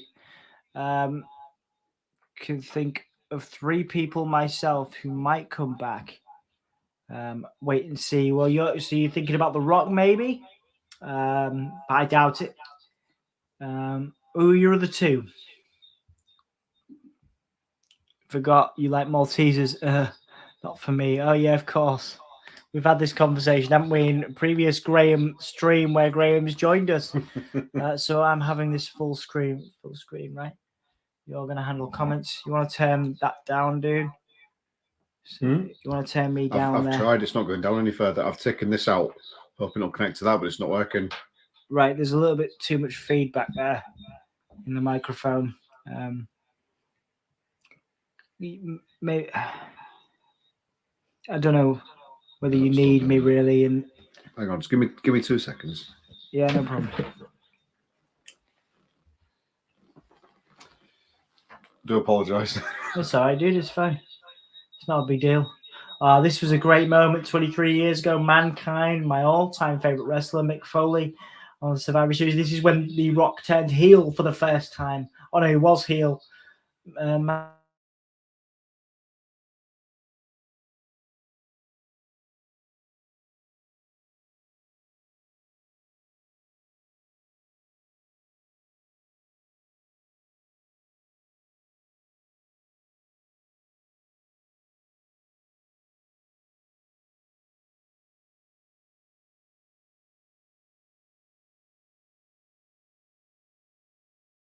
I got muted there. Sorry, guys. There was muted there. Oh, that's right. Yeah, we muted our stream. Oh. So yeah. So there's no sound. Yeah, sorry about that, dude. We had a little bit of an error there. But it's okay. It's all good. What we were saying was The Rock was on his 25th year anniversary. There was a highlight of him beating Mick Foley. Mick Foley, of course, was the heel going into that, and Vince McMahon betrayed him for The Rock to win. And here we're seeing Vince McMahon. This is really surprising. We never see Vince McMahon shaking Roman Reigns' hand. Makes you wonder if The Rock's going to be on later on. It does. There was obviously a little bit of a hint there with I'll handle the comments, dude. Don't worry about it. You sure? Yeah. So right, a little bit too much feedback there from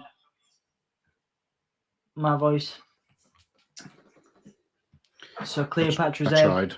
Sorry, Cleopatra's egg is so the Cleopatra's egg is the central point to Red the film.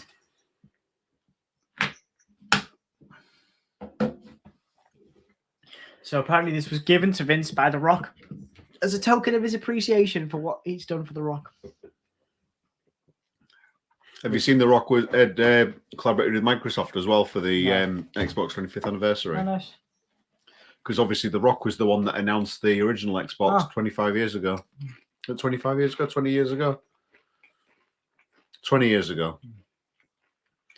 And he sort of redid it, but for the anniversary the other day. Ah, nice one. Vince McMahon now taking credit for The Rock's success. Going to get $1 million for that, apparently. Ooh. That's as much as my next contract, it says, Roman Reigns. I wonder which company he means. Yeah. I think that was implied.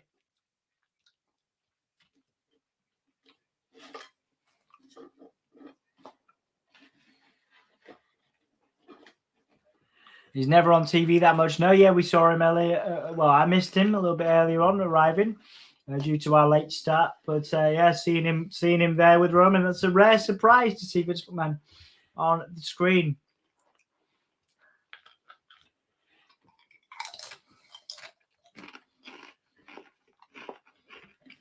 I love Pringles. I really do.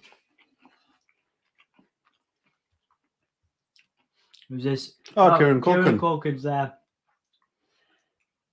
His other brother's really and good. yeah, it looks like he's got his other brother with him as well. They're good-looking lads, aren't they? Yeah. Spitting image of his brother as well, Macaulay Culkin. Sami Zayn. Currently a heel, currently a bad guy. A lot of people love Sami Zayn. One will note, of course. Oh, he's in the Battle Royal, is he? Oh dear. Okay, this is like what do we do with everybody else? Put them in a Battle Royal. I mean, Battle Royals are normally quite fun, but yeah, it saddens me that because I think Sami Zayn's drastically underused. Oh, I do too. Yeah, absolutely.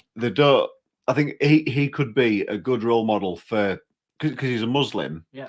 he could be a good role model for them to use, to promote. Absolutely, that faith, yeah, but he 'cause won't it's go. not- He won't go to. He's not allowed to go to Saudi Arabia, of course, and he won't. He refuses to go to Saudi Arabia, of course, and obviously Saudi Arabia is a big part of WWE's income for the year. So, I love Sami Zayn. I think he's great, and I think he stands up for what he believes in, even if even though WWE has such a heavy, gets such a heavy investment from Saudi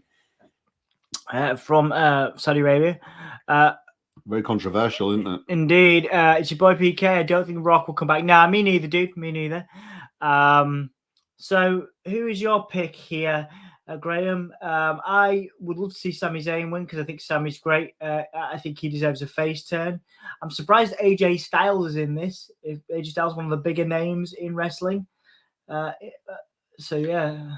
Honestly, I think it'll be one of the little-known ones that wins. I think someone's going to get put over on this, and they'll get a big push after this. Well, dude, Battle Royal wins never mean anything, mate. Honestly, I swear. Oh, to you. no, but I mean, I can see. Didn't who was it who won the first Andre the Giant Battle Royal? Cesaro. Oh no, wait, no, it wasn't even. It was He's not even in the company anymore. Oh, really? Yeah, it was It was someone who got a push after that, wasn't it was either Cesaro or a dude, and obviously look at Cesaro now. He's in this one actually. Cesaro's in the corner there. Or what's his name? They were in the Hype Bros. It was Matt Cardona, who there's an interview with on the channel, and somebody else. I can't remember his name. I'll find out for you because it's going to bother me. If it's not one of the lesser known guys that wins, I want it to be Cesaro because I do like Cesaro. Cesaro's great. I think he works very hard, and he does, but it doesn't. Again, none of this means anything. That's the problem. None of this means anything. Whereas you watch, Mojo Rawley. Thank you. That was the guy I was looking for. We rally spot Mojo Rawley. Do you even remember who that is? Yeah, sort of. I was going to say there is my answer. So we're gonna. I mean, me and you are going to be watching AEW on Wednesday, and if you do speak to Anthony will tell you I was the biggest WWE guy for the longest time, mainly because my favorite present day wrestler, as we were talking about earlier, and we met another super fan. Bray Wyatt was contracted to WB, and I was a huge fan of his work, and Jeff Hardy, of course, as well, other people like that. So I kind of thought AEW was a bit of a little bit of advertising for pizza there. I thought AEW was a bit like a one-hit wonder. Obviously, you've got a billionaire and his son, Tony Khan, who owns Fulham Football Club, as well as the Jacksonville Jaguars. You kind of think, well, hang on, what happens when his money runs out? What happens when his dad says, well, it's not worth investing in anymore? And I thought it wasn't going to work, but they turned a profit in their first year. And if you watch the quality content, the wrestling, it's much more entertaining than this. This is sports entertainment. This is, Stephanie McMahon, and this is an interesting sort of comparison because you may have a comment on this. Stephanie McMahon and Vince McMahon have all started to make the comparison. They want to be the next Marvel. Each one of these characters is apparently their own superhero. I mean, to be fair, wrestlers have always been a sort of superhero figure or a supervillain figure. It's especially back in the 90s and 80s. They were like very fantastical and not particularly grounded. Yeah, absolutely. There's only a few characters a few wrestlers that have managed to stay that fantastic. Absolutely. Bray Wyatt and Undertaker being primary examples. Yeah, absolutely, mate. I think there's a definite problem. There's R-Truth, who I've interviewed. I interviewed him like 2 weeks ago about his music. He's a very funny guy, is R-Truth. So my new pick is Omos, who is the big dude, 7 foot tall guy. R-Truth try to give Omos some pizza. Do you know what? It won't happen, but I would love R-Truth to win. R-Truth's great. He's so fun. Dude's like 49. Is he? Well, yeah, he's old. Look at him. Looks well, doesn't he? I mean, he's always used for comedic effect, I think, and it's not fair.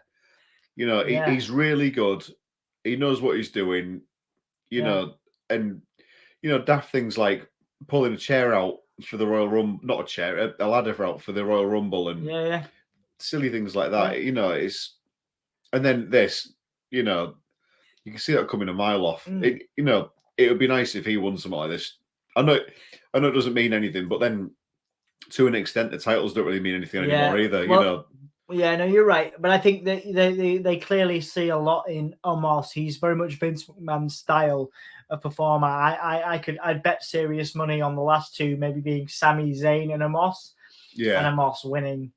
Obviously Cesaro there with Gable.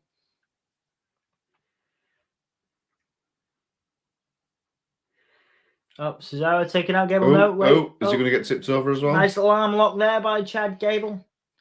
Another one that a couple of AEW talents have their eye on is Chad Gable. Very talented former Olympian wrestler, but just been taken out there with his tag team partner, Otis. How was Cesaro's teeth doing nowadays? They're doing okay, man. Yeah, they're doing all right. Ricochet taking out T-Bar. Bye-bye. Dolph Ziggler in there as well. Mansoor, the first Saudi Arabian talent to join WWE, taking out one of the Hurt Business.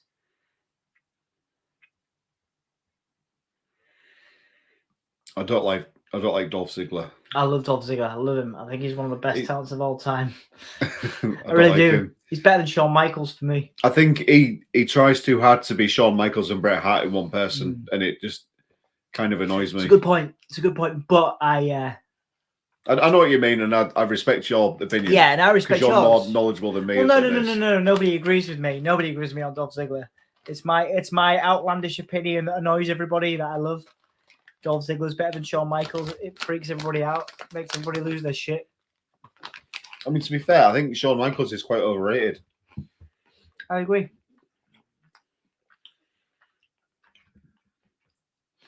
Shanky taken out. Eric and Ivar, the Viking Raiders. One of the greatest tag teams in modern wrestling, being treated like jobbers there. To Shanky. Shanky. Wouldn't surprise me if he won the SmackDown guy. Yeah, Shanky is teaming with Jinder Mahal at the moment on SmackDown. One of the premier Indian athletes to join WWE in the last year. Of course. Can Michael Cole not pronounce Barclays? No. Shanky has gone out. It's pretty much guaranteed now. I would have said that Omos is winning here. Yeah, I'd say so. You've got Dolph Ziggler and Bobby Roode, a tag team at the moment. You would imagine they would be sticking together. Is Mansoor going to take them both out? Oh my God! Are they jobbing to Mansoor? They are going to job to. No. Beautiful spine buster and zigzag thing. And now Bobby Roode taking out Mansoor. So traditionally, you have to have a Raw versus SmackDown talent, I believe. Or no, of course they're all fighting. Okay, so they are all fighting each other. So it has to be Raw people standing tall. I see. Okay. Right. One thing I've noticed as well. Are they hang on? Are they? Oh no. Okay. I thought it was Raw versus SmackDown, but no. Apparently, it's every man for himself here. So it is a battle royale. It's a battle royale. So traditionally, you're going to have a Raw guy versus a SmackDown guy. So what are you thinking? It's either got to be Mansoor. Sorry, it's either got to be Omos versus Cesaro or Omos versus Sami Zayn. I would have said right now. I would say that it'd be quite likely that all the Raw guys end up out. Yeah. And then it's him against a few SmackDown guys, and he just clears them out. Yeah, because that's what I'd say. AJ Styles taking out Omos there. Sorry, taking out Dolph there. Omos and AJ Styles, former tag team champions. I would say, looking back at like previous Survivor Series and Raw versus SmackDown rivalries, they always try and make SmackDown look better than they are, but they do also recognise that SmackDown is the weaker brand of the two, and Raw's got more money behind it. I don't mean like in terms of the storylines and what have you. Yeah. I mean, Raw's the bigger show. It's got more money behind it. It's got more stars behind it. It gets more advertising. It's the more dominant brand. Yeah. So it's always going to have to win. Yeah. In some way, but they need to put SmackDown over to an extent, so they'll make sure SmackDown win a few. But Sami Zayn looking like he's going to get eliminated by Cesaro, and Ricochet there. Do not want to be spoken to like that by Sami Zayn. The Raw team going to chuck out Sami Zayn now. Looks like. Sami Zayn out, the heel trying to control his fellow SmackDown roster members. I think you make a good point there, Graham, about the Raw always having to be the dominant brand because it's got the most advertising. You're very right.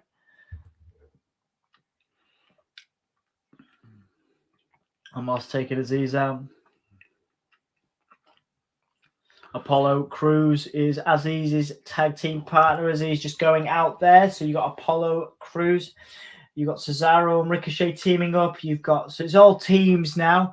The Street Profits are a tag team. Omos and AJ Styles a tag team. And I guess Ricochet and Cesaro are now a team for the purposes of this. Aziz and Apollo Crews were a tag team as well. Oh, wait. Hang on a second. Aziz now going to try and pull AJ Styles. No.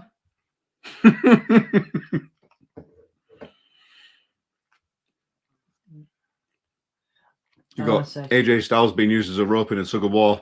Oh, no. Oh, and out of the ring. Oh, no, yeah. So AJ Styles is out. Wait. Commander Aziz thinking about what he's done.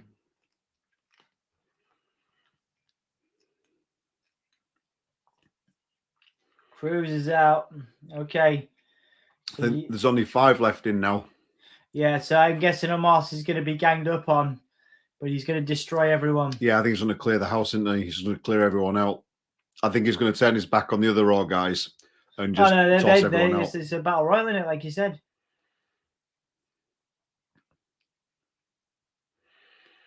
That's quite a visual. Yeah, they're going to make him look strong as hell. Yeah.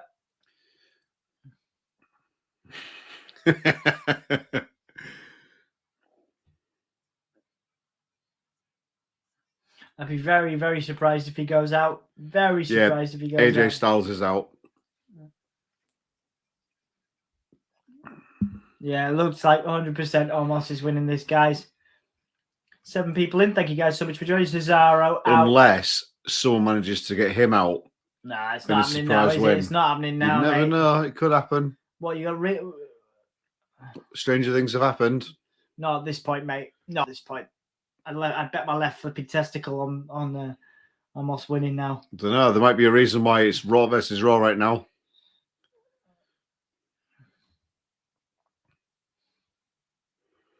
Ricochet, the second to last man standing.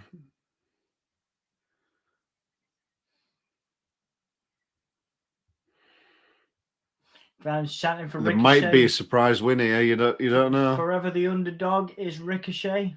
Even though he is one of the best performers in modern wrestling. I think he's going to be out. Nah, mate. Nah. I think Ricochet might win this. Bet my left nut on them. I'll have your left nut with my tea tonight or tomorrow night. Go on then, mate. Yeah. Oh, fine. You win. There we go. That's the left nut I'll have. Thank you.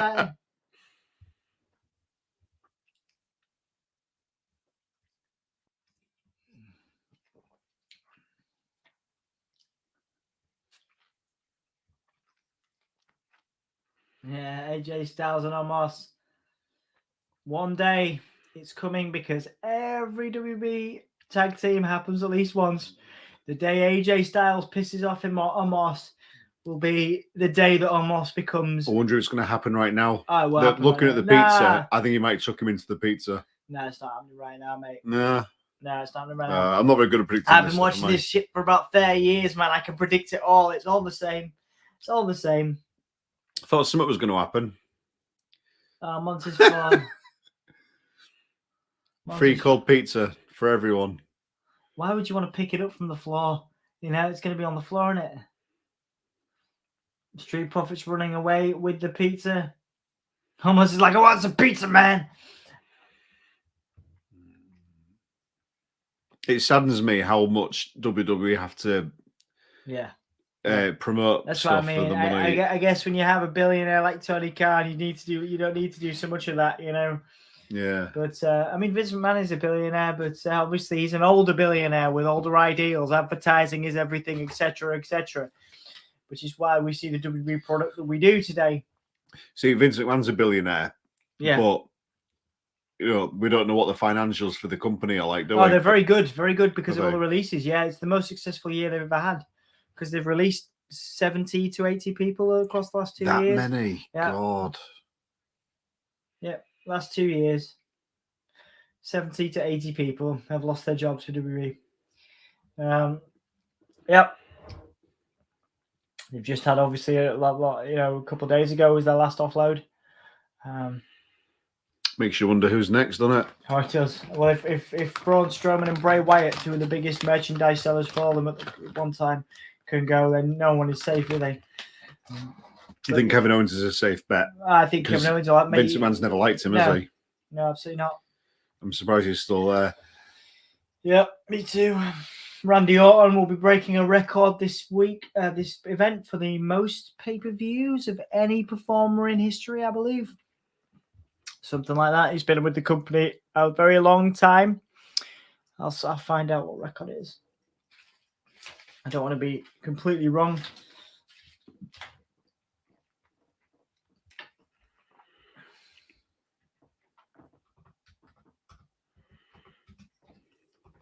Yep, get another promo for The Rock.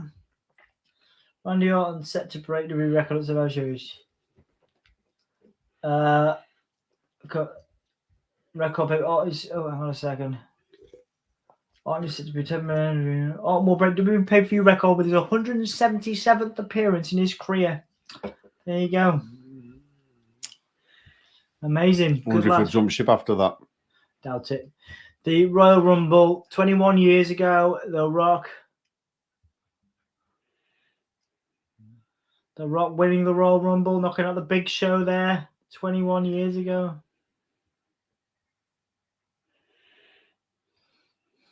An incredible start for The Rock.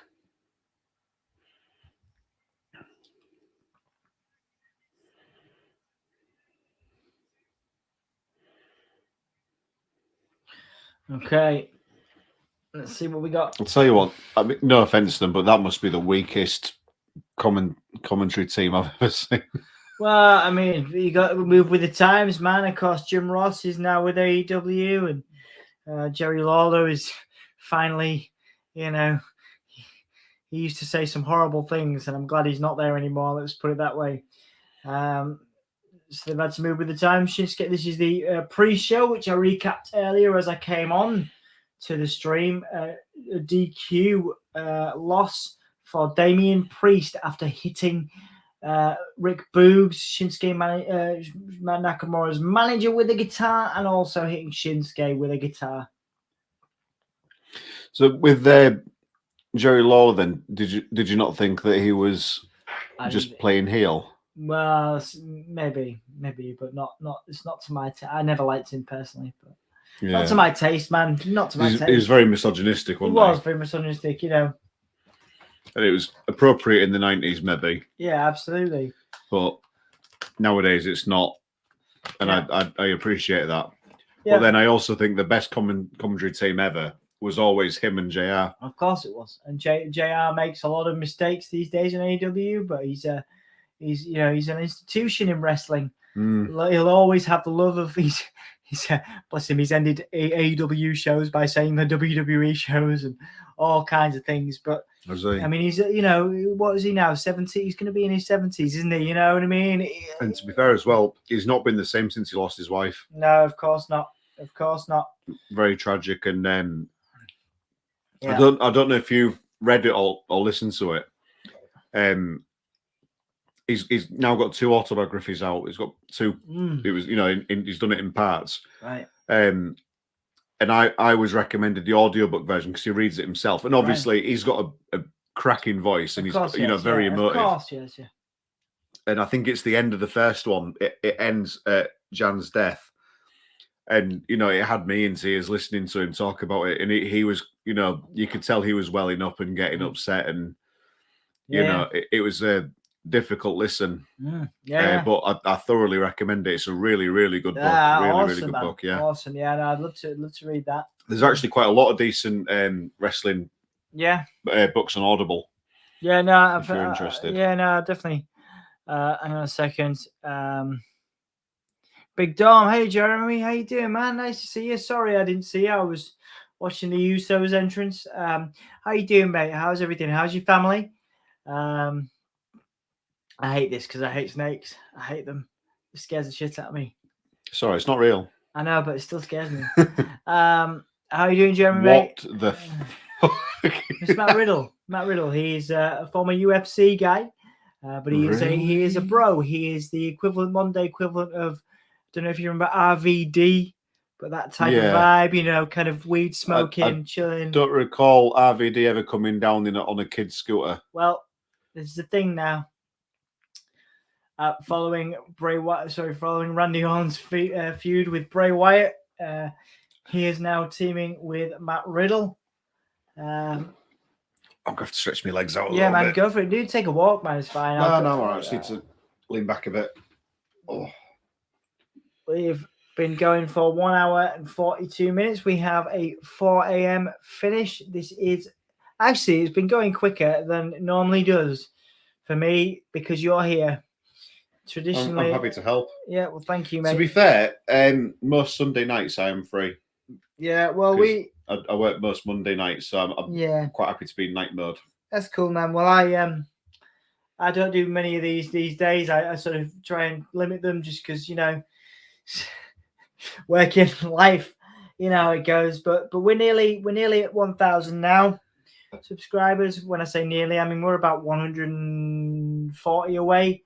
But, you know, every little helps. If we could do more of these, traditionally I would do Raw on a Monday, AEW on a Wednesday, and SmackDown on a Friday. But it was too much, man. It was too much. You know, you're a busy guy as well. You've got a lot on. Yeah, but I think, you know, it was a lot to be doing that and working during the day. And I realized, you know, life isn't, you know, it's not that. It doesn't have to be that serious. You know what I mean? I don't have to take it that seriously because, you know, we're not in a rush. We don't have to make it to 1,000 subscribers by any particular time. You know, neither myself or Anthony have any aspirations to be professional YouTubers. We do this for the enjoyment. If we can get to a point where it makes a little bit of money, then that's cracking. But you know, so it was like, I like going to bed, man. I like going to bed with Emma and like having a cuddle, you know. And when you come into bed at like 4 a.m. or 4:30 a.m, it's quite, you know, especially if you're doing that 3 nights a week. Yeah. Beyond that, if there's a pay-per-view, there were weeks where I would do Monday, Wednesday, Friday for SmackDown, and then a Sunday, and it's just like it dominates your life, and you have nothing else as well. You know what I mean? You get up, and it like fucks with your day, man. Like seriously, if I wasn't off tomorrow morning, which I've only because I was supposed to be doing something, but I cancelled it because like in my 20s. Or my 30s when I started this, my early 30s, I was like, yeah, cool, I could do it all. I could do everything, man. But you realize, man, I don't know how you feel, but when you get to a certain point. I'm exactly the same. Yeah. I think you're lucky because Emma's very supportive of you. And, you know, very lucky, really. Yeah. You know, like. Very lucky, really. Yeah. Having a strong relationship makes this sort of thing where if you were with someone that wasn't that supportive, it would be different. You know, it might be you might have got to the point where you're having to choose between this and her. Course. And of course, you know, and so I'd say you're very lucky in that respect. But I know what you mean. I agree, mate. I mean, a few years ago more than a few years ago when I first started working at Spiders, I used to work Saturdays and Sundays at my day job. Yeah. And they were 12-hour shifts starting at 6, and that was a drive, a 12 mile drive out. Yeah. And I used to work on the bar. I used to start at 5:30. I used to work 6 till 6 on the Saturday, 8:30 I'd be at Spiders. I'd finish at 3 in the morning, and then I'd be back at work for 6. Oh, mate, that's and insane. I could not do that now. That's insane, man. It was insane. How often were you doing that for, dude? Quite often. No, like how many years were you doing that like run for? Probably about a year. That's insane, man. That's still nuts. See, when I first started working that, I needed the money, and yeah. No. And I was doing it. Nowadays, I don't work Sundays. And with my new job, I only start working at 11 normally. Yeah. Unless it's a special occasion. Yeah. So it works out a lot better, and I still do 2 Saturdays a month, and when I do them, I can manage it. I can manage it. There's a couple of hours in between where I can get some kip. Yeah. And I'll have my kids over on the Sunday night. Nice. Not Sunday night, on the Sunday, and we'll, like today. Yeah. Picked them up at 12, I think it was. Yeah. Went for something to eat. Took them to the cinema. Watched the new Ghostbusters. Yeah. Took them back to the mum's house again. Chilled out a bit. Had something to eat. Got the Asda order in. Yeah. Nice one. Yeah, no, you did really well, mate. You did really well. It's really useful, really helpful. Sometimes he's the Usos hugging outside. RK Bro, the heavy fan favourites on this one, of course, because of Randy Orton's record-breaking sort of match tonight.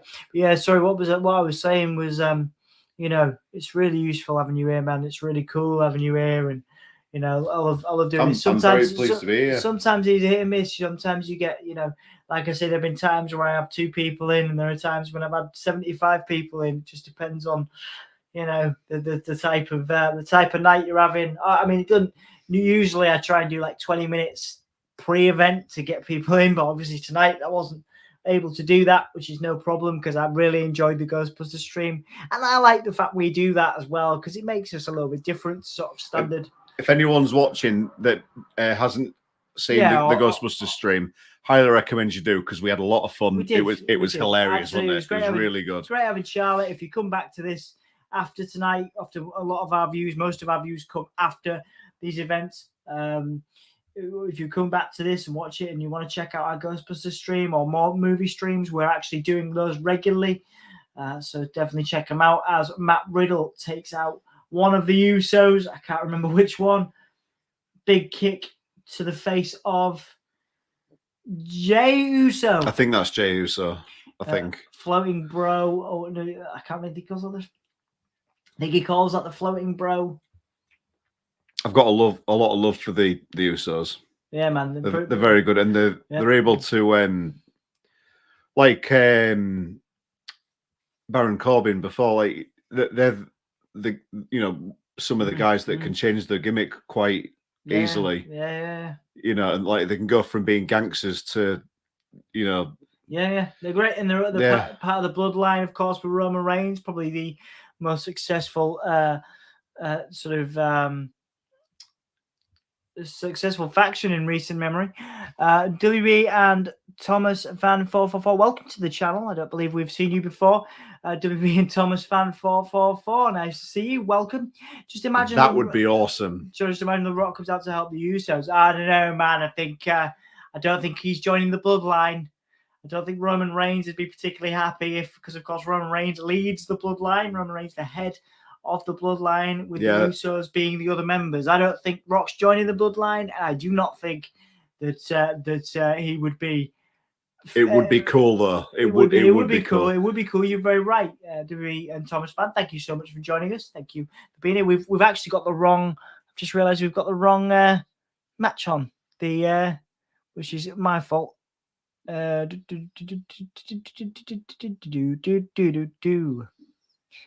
Probably should change that. On now.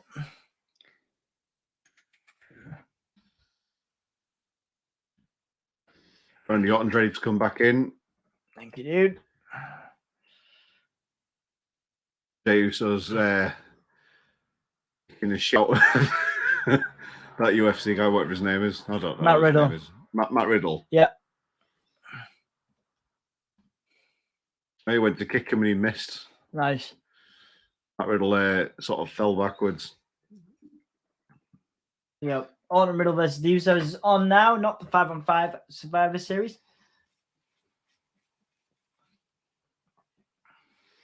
You'd have thought doing this barefooted would leave you open to broken toes and stuff, he wouldn't gets you? a lot of criticism for it. I do Usos- like Jey Uso. He's very good, isn't he? Uso's in control. Of course, he was called for a brief time at main event, Jey Uso, in the time that his brother Jimmy was out. It was before the bloodline when Jey Uso was challenging Roman Reigns for the World Championship at one point.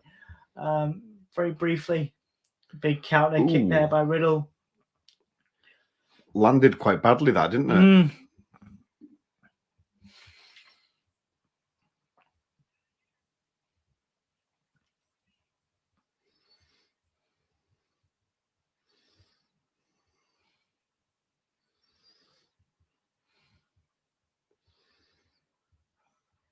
Oh no, Jimmy Uso's good. I mean, I like the Usos. Jimmy Uso's good. One day I would like to see them do independent single runs and do well. Well, like I say, Jey Uso did do that for a brief time when Jimmy was out. I'd like to see them split up and consistently do it. Yeah, absolutely.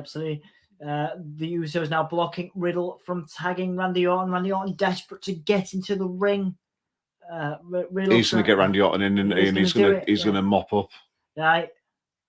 You got to give this one, I think, to Riddle and Orton, given the circumstances of Randy Orton's record. Yeah, Randy Orton's obviously going to win this, isn't he? I'll be very, very surprised if he doesn't. Yep, absolutely. I imagine he's probably the fan favorite as well. Oh, absolutely, of course. And they're keeping him out of the match for a reason. Yeah. I think we're going to build that anticipation, aren't we? Yeah. Yep.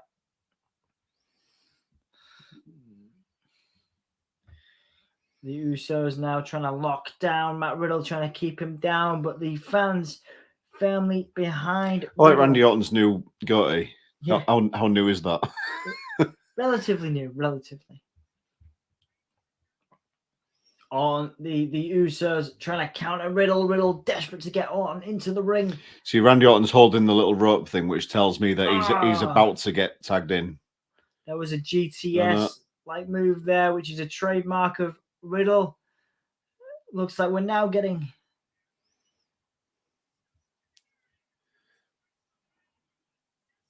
Yeah. Jay and Randy will be in shortly. Here we go. Randy's in. Randy's in, cleaning up. Yeah, 177 pay-per-view appearances. Good lad. There's a second one, the snap power slam of Randy Orton trademark move. The DDT going to come up now. Randy Orton's got to be one of the best, hasn't he? Of course he is, yeah. A lot of people don't like him because he doesn't really do bumps, doesn't really do but that's the reason why he's had such a lengthy career, I think, I could be wrong, but I have a theory about Randy Orton. I think because of the Legend Killer storyline, I think he soured a lot of people and people have never gotten over it. Subliminally, I'm not saying, I agree. I'm not saying people hold him against him, but I think a lot of people just didn't like him from then and just continued not to like him. Yeah, absolutely. And I think he can't really recover from doing what he did to the legends that he did it to. Yeah, absolutely. But it was a good storyline. It set his career, didn't it? Yeah, it was good for his career, and it was essentially put over in quite an interesting way. Absolutely. But I can see why people didn't like it. And I think it still affects his you could be right. You could be right. Absolutely. I don't know if anybody else has any thoughts on that in the comments. Yeah, if you agree with me, if you disagree with me, if you don't care, please let us know. Randy Orton went for the RKO, but countered by the Usos now. Super kick, Riddle in now. There's no way Riddle's gonna end this match. No, I don't think so. Absolutely no way. Yeah, I think it has to go to Orton. If it's going to go to anyone, Riddle up. But they will need to showcase Riddle because he's apparently Vince McMahon's a super big fan of him, just because of because he's the sort of weed smoking bro guy, which is a very Vince McMahon sort of fun thing he likes. And Vince McMahon's got a foot fetish as well, hasn't he? Apparently so. Apparently so. Superplex by Riddle, and then a senton. Is Ronda Rousey still in the company? Ronda Rousey has left the company. Well, she's not contracted. I believe she's on good terms, but she was pregnant last time. Oh, was she? Yeah. 1, 2, kick out the trademark neck breaker from one of the Usos there, taken out. Yeah, no, Ronda Rousey's. Like I say, no hard feelings. I don't think. But yeah. See, I can't imagine Ronda Rousey going to AEW because she only got into wrestling because of WWE. Yeah, she was a big fan of WWE. So, yeah. I can't see it. I think if she was going to... But then we did see, like, Snoop Dogg, who's traditionally associated with WWE. He went to AEW for a bit. So, I wonder if that hurt Sasha Banks in any way. I imagine it probably did. To a point, but I think Sasha Banks is fine at the moment. You're going to see Sasha later on. Tell you what, you won't have seen Mandalorian, will you? I watched a little bit of it, but I didn't see the episodes with Sasha in. She was underused in it, but it was fun seeing her in that role. Yeah, it was good. So there was another big Samoan drop there, springboard Samoan drop by the Usos, which is a really cool move when it's lifted up and then the Samoan drop is hit. Lovely stuff there, but a kick out from Riddle. Working perfect synchronism, don't they? Indeed, they do. It's actually synchronism. It's actually synchronicity. Yeah. Yeah, that'll do. Nice one. That's the proper one, isn't it? Yeah. I really do. I've actually really enjoyed this show. I think it's a little bit to do with the company, but certainly, 305. I'm feeling it now. I'm very tired, but. Certainly would be worse off if I was on my own. And we have 55 minutes left. So, the super kick sandwich. Oh my god, that's normally what finishes that's normally finishes people off. He's got to kick out. He's got to, yeah. I know he did kick out. He did get up. Last second there. Riddle kicked out. Nicely done. Randy's going to wake up now. Yeah. It was a good double super kick, wasn't it? Amazing. Yeah, that's normally what does it for people. Normally finishes. And then when he kicked out, I think he forgot to go back down. Watch, he stayed up. Oh, yeah. Nice little touch there. With Riddle staying up. Kind of like the idea, I guess, that he's out of it. Yeah, makes you wonder if he is actually out of it. Or if he's just very good at selling. Yeah, he seems to be very good at selling because Riddle managed to counter there. Sending the Usos in. Another trademark super kick by the Usos. Countered. Ooh, Inseguri. And Orton is in. And here we go. Brilliant. I'm surprised. Now he's going to beat up, what's his name? Yeah. I can't remember his name now. What? Shoeless. He's going to beat him up, but he's not the legal man. He's going to pin him. All right, yeah. And he's not going to, he's going to be down for more than 3. Yeah, nice. Yeah, I can see that. Yeah, I can see that happening. Oh, no. Oh! All right, so the splash. Out of nowhere. The splash was hit. There we go. The splash was hit on Riddle, but... converted into a very, very, very good. Sneaky RKO out of nowhere, which is the as point, you'd expect. The whole point of them, yeah. The tag team, if you notice, the tag team is RK Bro. That was cool. Yeah. I do like the cool surfer type stoner guy story. RVD was great, wasn't he? He was great, yeah. One of a kind.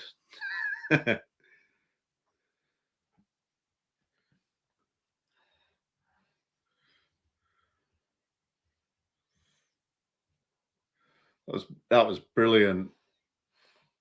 I mean, will that mean them two fall out? Because he did let that splash complete. That's not going to happen, is it? I don't know. Dude, a thinking man would say he should look back and watch that, and then Riddle's like a huge. So you've not been. Riddle's like a fanboy for Randy Orton. He loves Randy Orton. Randy Orton it's taken the months to kind of been building this, where Randy Orton didn't want to team with him because he was super fan, Yeah. And now they're teaming together, of I course. mean, I don't. To be honest, I mean, Ooh, I stopped ooh. watching. Just seen a cheeky CM Punk T-shirt in the crowd. You don't often Yeah. normally that gets blacked out if they catch it.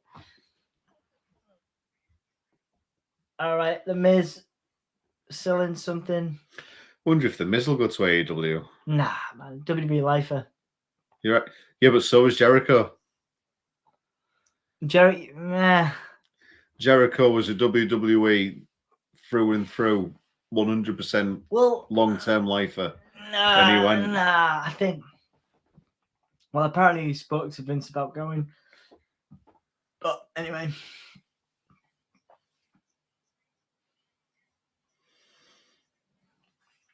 I forgot what I was saying a minute ago.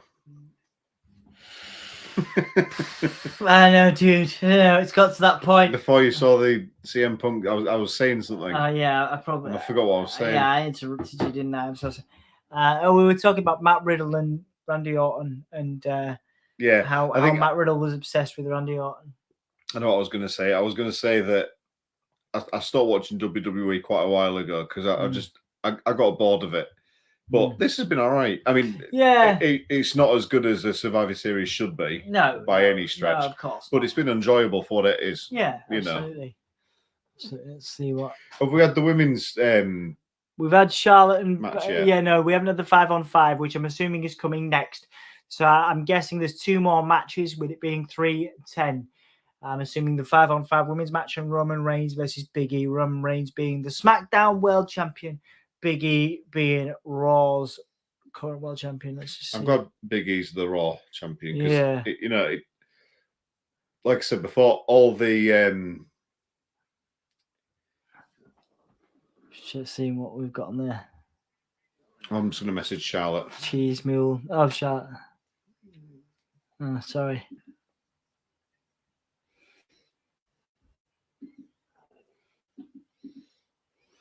Oh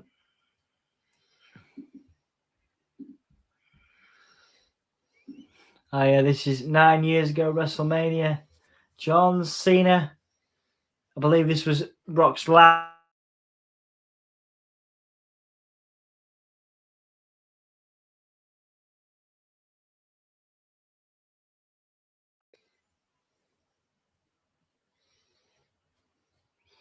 Nice little moment. Oh, got to be prepping for the Rocks. Got to be prepping for a Rock return, whether it's here or in the future. Where's the egg gone? Where's the egg gone, Graham? The what? The egg. I reckon The Rock might have it. He's going to say, "Have you seen my egg?" Watch. Oh no, he's just noticed it instead. So he's starting to look old, isn't he? I mean, older than. Well, I mean, dude, he's like 75, isn't he? Yeah. Oh, 100 million. I thought he said 1 million. Of course, it's 100 million.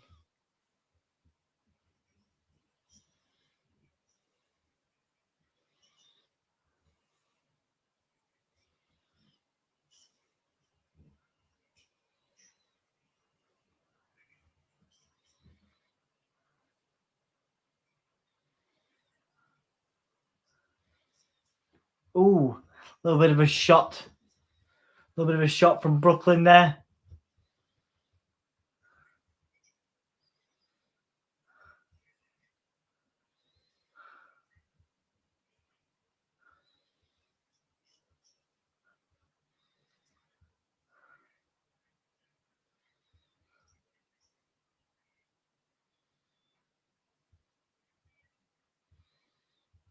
Wait, so Vince McMahon's going to be on Raw tomorrow night. That's still not enough to make me want to watch it.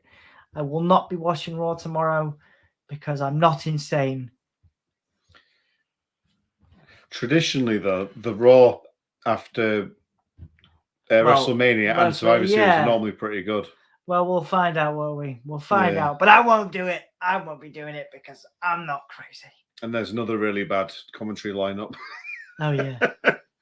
To be fair, I mean, I've got a lot of admiration for Michael Cole. I never used to, but the way he dealt with Jerry Lawler when he had his heart attack, he went way up in my estimation then. Absolutely. This was like a comic book.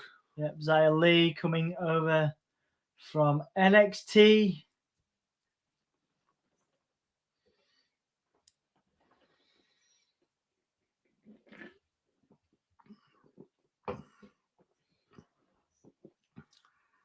So Xia Li coming over from NXT to get trumped. Yeah, from to the main roster, and traditionally, of course, that doesn't always go well for. Who has it gone well for? Rollins. Kevin Owens. Rollins. I wouldn't say so. Who's come from NXT that's still at the top? Big E back in the day, I guess. Shinsuke Nakamura had a really good run, and then he's just been. Yeah, he's just been dropped as well. taking the money at this point, I think, Shinsuke. I wonder if he'll go back to New Japan or maybe even AEW at some point. He doesn't look like he's getting used properly at WWE. He's happy with the money, mate. Shinsuke's happy with the money. Yeah. I read something somewhere down the line that he was happy to collect good paychecks, good money for the rest of his career.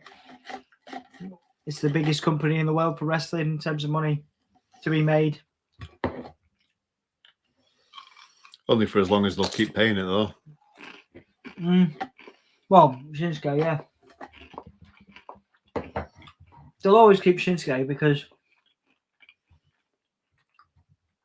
he's the biggest Japanese star they've got. Yeah. Same with Jinder Mahal, right? Jinder Mahal don't do anything, but they need an Indian presence. He brings the Indian crowd in, don't they? Yeah. Same with that Shanky guy. Maybe he'll stick around and Jinder will get released, but the tall guy with the long hair, they'll keep him around because they need an Indian presence. It's American, UK, India, and then there's I can't remember, Australia, New Zealand are like the top markets. Like that. A guy who was just like spotted on the camera with his mask down. He went, yeah. And then he realized he was on camera without his mask on, so he just put it back up again. Right, okay. 5-on-5 women's. Bianca Belair from NXT. Doing very well at the moment. Former women's It's an odd gimmick to just have long hair and just swing it around like that. I mean, yeah, it's cool and it works, but for an entire personality based around that, I think it's a bit odd. Yeah. She's quite good though, isn't she? She is amazing. She's amazing. She's got such a great talent, is Bianca Belair. And I would say as well, if she was a man, she would have a hair versus hair match and lose at some point. Oh, of course she would. Of course if she was a man. I don't think it'll happen, but if she was a man, that would definitely happen. It would have happened by now. You're right. So Carmella now coming out.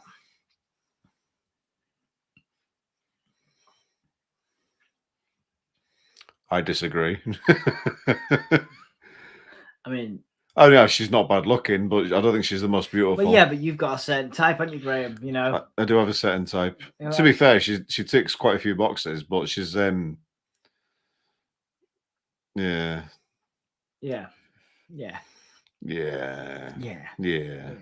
I mean, don't get me wrong, she's pretty and she's good at what she does, and she's a great heel. You know. Yep. Zelina Vega coming out now. Really surprised that because Zelina Vega was released and then re-signed and then became Queen of the Ring. Zelina Vega is the partner of... Oh, they're doing a women's King of the Ring now? Yep. Just this year was the first one. That's good. She won it in Saudi Arabia, actually.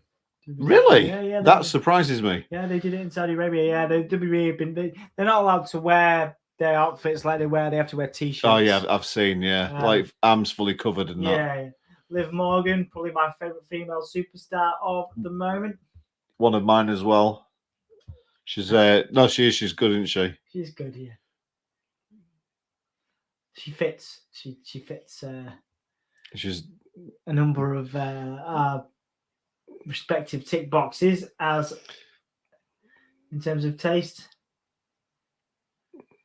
she's got a very cheeky smile, She and does. she's good at what she does. She is the partner of Bray Wyatt's brother, Bo Dallas, or I can't remember his actual Taylor Rotunda. They're setting up a real estate business. Oh, really? They have a real estate business and a farm, yeah. That's where Kane made his fortune, I think, isn't it? Yeah, and Undertaker as well did the same thing. Now he's a. I like Rhea Ripley as well. Yeah, Rhea Ripley's great. Yeah. She's very cool. She is. Kane, obviously, he's in politics now, isn't he, as well? Yeah. Is he still a governor? Yeah. He's got an Audible audio book that he reads himself. Really? Yeah. Oh, yeah. I've not got it yet, but it does look quite interesting. He reads it all himself. That's really cool, man.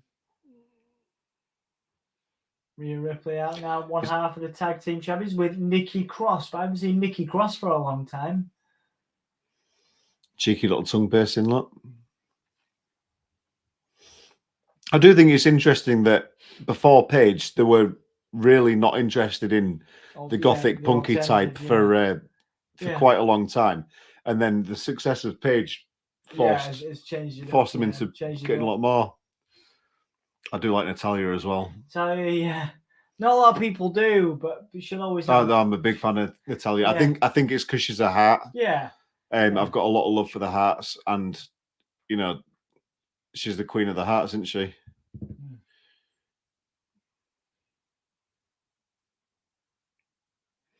Okay, so Shayna Baszler coming out as well, probably the baddest woman in wrestling at the moment.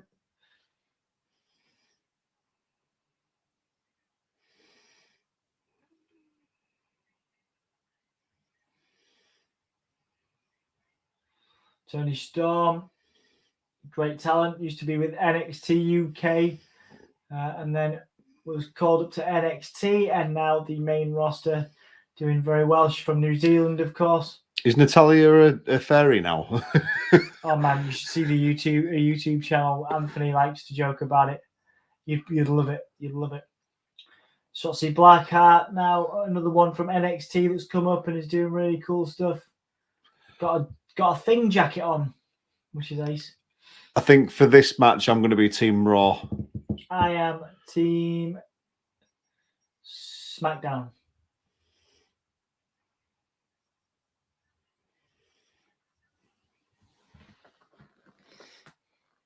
To be honest, though, I'm just glad that the women are getting represented properly now. Of course, yeah. So. I think it's a big deal that the women are on after the men, for the Survivor Series match. So it's the little things, isn't it? Yeah. For a long time, the women's division was either ignored or just blatantly taking the piss out of. Absolutely, mate. Yeah. Calling them the divas was particularly condescending, wasn't it? Absolutely, mate. Absolutely.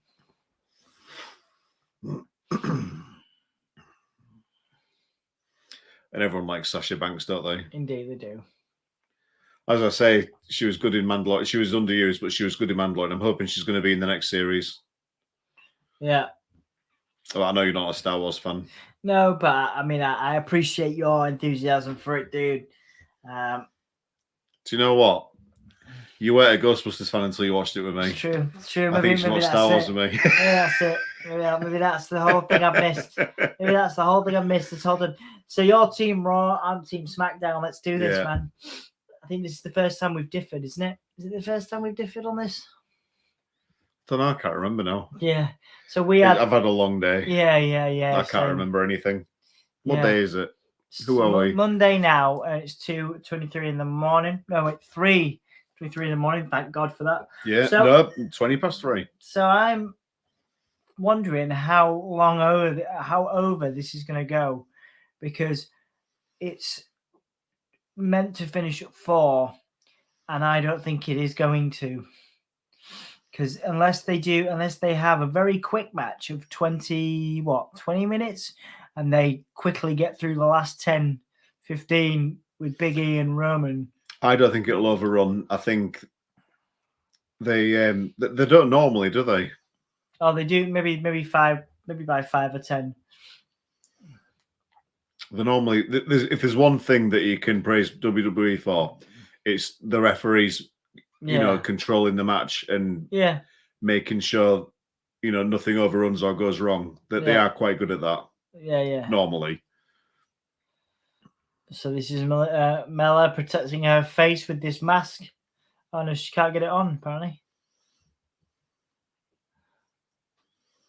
So the mask didn't fit. That was obviously a botch. No, she's carrying it now and she doesn't seem to know what she wants to do with it. Oh no, okay. She needed someone to put it on for her. Wait. I wonder if that was planned. 1, 2, 3. Okay, Mella's gone.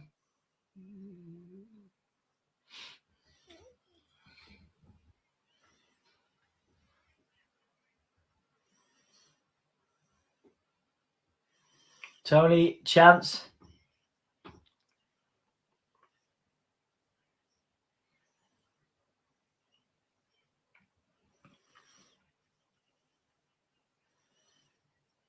Rhea Ripley's far too intimidating, isn't she? Oh, yeah. I love her.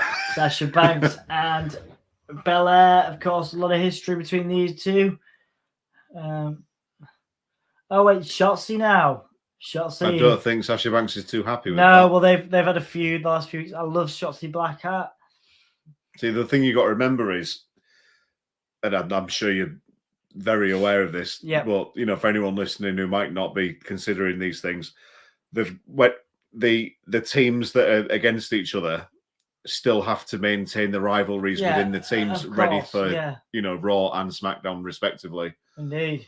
So, you're never going to have a team that works perfectly together because they've got to maintain those rivalries and fights. And a lot of new rivalries are formed at Survivor Series as well. That's a good point. So you don't know who might fall out with who. You're right. So Shotzi has a rivalry with Sasha Banks right now, which will look to be renewed. Charlotte Flair, of course, the women's champion, is currently potentially in a feud with Toni Storm. So we're going to see that hopefully renewed in the coming weeks. On the other hand as well, you don't know which rivalries might get made up. That's true. In a match like this, it's not impossible. It isn't. You're right. Someone might save someone's skin, and a new tag team might be formed for all we know. Yeah, true. It does happen. Big splash there. Although I think I might be putting too much faith in WWE creative. Yeah, creative control. Yeah, absolutely. Liv Morgan now coming in. Becky Lynch. Yeah, that's an interesting point. Liv Morgan doing very well at the moment. With is the current number one contender for Becky Lynch's World Championship. Not the most technical wrestler, not the most proficient in the ring, but obviously got the character and the fan support to do well. Liv Morgan, I'm talking about. Yeah. She's always been quite popular as Liv Morgan, hasn't she? Yeah. Meanwhile, of course, Natalya, very technical, very well versed in ring because of her background. 1, 2, a kick out from Natalya there. You wouldn't expect a heart to be bad at wrestling, would you? No, you would not. The Morgan one. Is Natalya third generation or fourth? Third, I believe, yeah. Do we have any fourth generation wrestlers yet? It's worth a Google. Let's have a look. Fourth. I imagine not, because I think they'd have made a bigger song and dance about it, at least at WWE. Yeah. I know The Rock's daughter is in 8-14. Yes, The Rock's daughter's one. Who does she wrestle for? WB. So the Usos are apparently considered fourth generation. To the Usos. David Finlay, who is in New Japan, Finlay's son. New Japan and Impact Wrestling as well. Nice. Bandito, who is in Ring of Honor. Cool. Bloody ads. What's going on here? You little bugger. See, lineage in wrestling, it's one of those things that's either embraced fully or completely ignored. Well, Scott Steiner's son is in NXT at the moment, and they don't acknowledge him at all. I wonder why. Yeah. Scott Steiner and Triple H do not get on. No, at all. I'm surprised Scott Steiner's son's in there. Son's in there. Yeah. So, yeah, Scott Steiner's he's still going as well. Scott Steiner's still wrestling. I met him a few years ago. Oh, really? And how was he with you? He was all right. I don't hear good things. Yeah. He I mean, he was a bit of a dick. Okay. He was all right though. He was friendly. Okay, good. But you can ask for.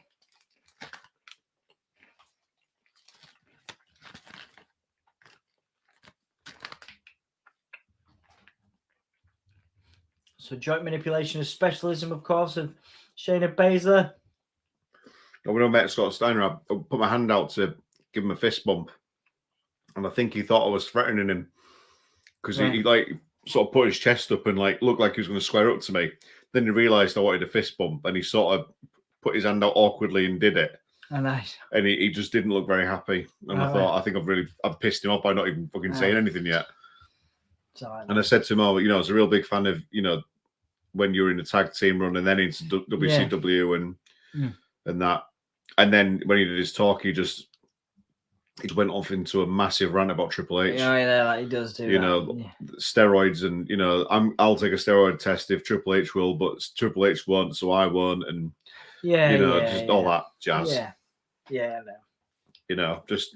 know he's definitely got a bit of a sore spot for Triple H. Yeah, it's just very bitter, and it's not applicable to real life as well as wrestling. If you want to get on, and do well, don't worry about everyone else. Concentrate on yourself. Absolutely, mate. Absolutely, right. If you want to be upset with yourself, compare yourself to someone else. Yeah. If you want to be happy with yourself, don't compare. Yeah. Absolutely. Mate. Just do your own thing and be pleased with what you can do. Yeah, and absolutely, mate. Don't measure your failures against other people. Absolutely, man. You're absolutely right. Thank you. I spend a lot of time overthinking about that stuff, and you know what, man, you're absolutely right on that one. It's human nature, and people always do it, but you'll feel so much better if you stop. No, but it's easier said than done. Are you able to do that though? Of course not. But I try, and I try and let things like sort of slide and not worry about it. But it's human nature. Of course it is. You always measure your success on what other people have done, and people your own age off from the same place, or pick the same career. Are they doing better than you? And but it's looking at your own accomplishments and looking at what you've been able to do. Obviously, you touch many people's lives. And I think there's a lot to be said for that, man. You know what I mean? Thanks, man. Yeah. You too. You're an inspiration. Well, you touch my balls. You know what I mean? I never know how. It's a lovely thing to say. Thank you, but I'm really bad. I should be better at taking compliments. I know if someone says, "Oh, you've touched my life" or something, I'll make a compulsory dick joke. But no, I appreciate that, man. Thank you. It's lovely of you to say. I'm very lucky, very lucky, really, to have the opportunities I do, and to be able to sit and do this with you, and also in front of whether it's 3 people or more than that. It's still cool to be able to do this stuff. Bearing in mind, a year ago we hadn't done any work with WWE, we hadn't done any work with AEW or Impact Wrestling, and we've been working with Impact for years, but AEW and WWE is huge. We missed loads of eliminations. Now I'm freaking out. I was like, did we just miss loads? We've just been talking through the last bit, cool. And now it's suddenly got exciting. Anyway. I prefer that anyway. It's nice to talk to you. So Bianca and Sasha, of course, long-time rivals. Van Shannon EST, which is obviously Bianca Belair. Oh, See, I did say I was Team Raw, but out of the two, I would want Sasha Banks to do well. yeah, my pick is SmackDown. You said Team Raw now. You can't take it back. You can't take it back. I'm not taking it back. I still want Team Raw to win, but out of these two, I want Sasha Banks to come over and,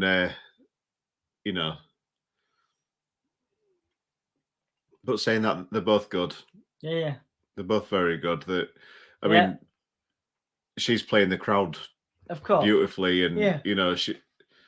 What just went flying? Then was that? I don't know. Something off her hair or something. I saw something shiny fly off her face. Yeah. Banks statement, the submission finisher, Sasha Banks, but I believe. Oh no. That's incredible! What a move! Oh! The strength of Bianca Belair coming into play now. I think Sasha's in trouble. No. They're obviously giving this some time because there's nobody else in the ring. Yeah, and it just goes to show these two are good together. Oh yeah, they've been given a lot of time. So Natalya is now. Natalya's ready to go in. Oh. Banks trying to hit the bank statement.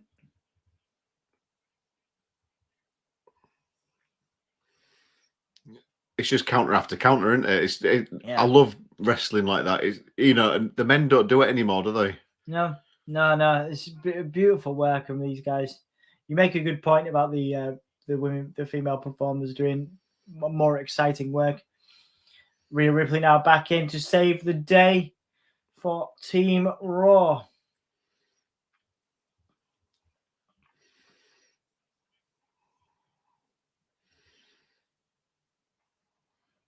Sasha Banks now again in control. Gonna go for a bank statement. Belair counted. Spinebuster. Not counted. 1, 2, kick out. 5. Kicked out. Yeah. It's annoying me. It's a male referee. Yeah, they've got a lot of really talented female referees at the moment. I've seen. I mean, it's got to be a specific choice, which referee does which. Yeah. KOD, the finisher, but counted reversed with the hair. It's the problem. Tug of war with the hair. Yeah. We've seen a few tug of wars tonight. Indeed. Belair in the corner now. Banks trying to run through. Oh, wait. A nice, lovely Bianca Belair. Bloody hell. With Zelina Vega. 1, 2, kick out. That was good, but there's no way Sasha was going to kick out. Not kick out of that. Zelina Vega, of course, very talented, involved with. Who's she going to tag in? Probably Liv Morgan. Is she not? Wow, no one wants to tag in. They've been down there a long time. They've been down off the but for a long time. They're ready to. There's nothing wrong with them, is there? No. So Zelina Vega doing the Royal Wave as Queen of the Ring. Was going to go for the code red, the finisher, but missed it. Now Tony's time, apparently. Tony's time to come in. It took a while. And now they're all getting back onto the apron. Makes you wonder what Sasha's done to her. Love that finisher. That was good. 1, 2. Clearly, they're pushing Tony Storm. They want Tony Storm to do well. She's had 2 eliminations now. Beautiful reversal. Again. Boom. Kick to the face.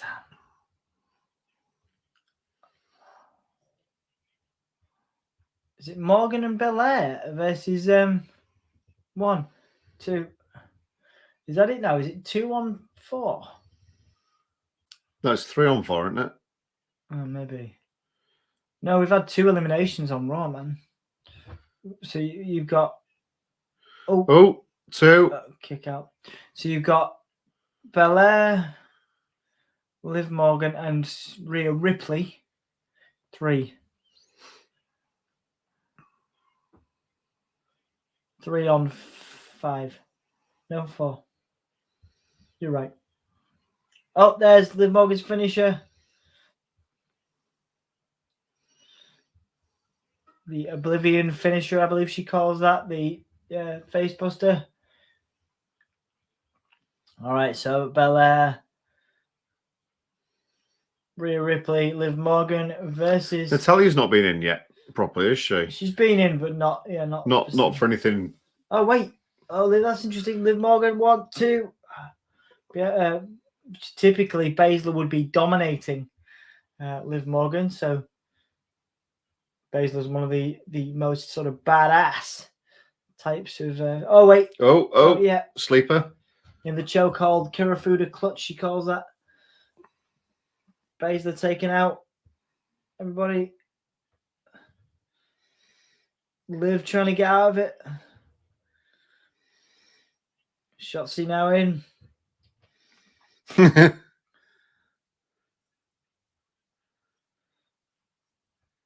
That was a terrible splash. And then Sasha Banks in as well. Hopefully she'll do a better splash than that.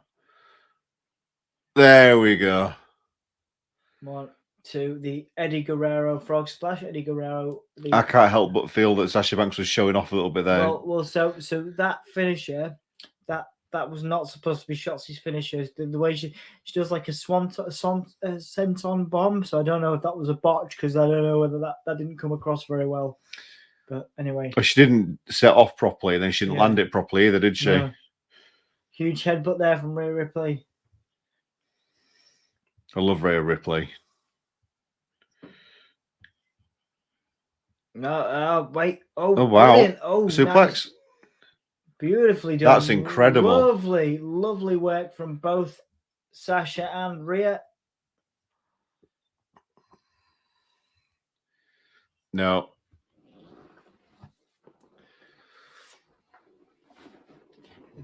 Rhea, and that's it now. It's Rhea versus 3, 1-on-3. I wonder how many Rhea will eliminate. It's the same as usual, man. It'll be she'll eliminate 3 people. Wait, yeah. 3. It'll be Sasha Banks last, I reckon. Oh yeah, it'll be her versus. Oh.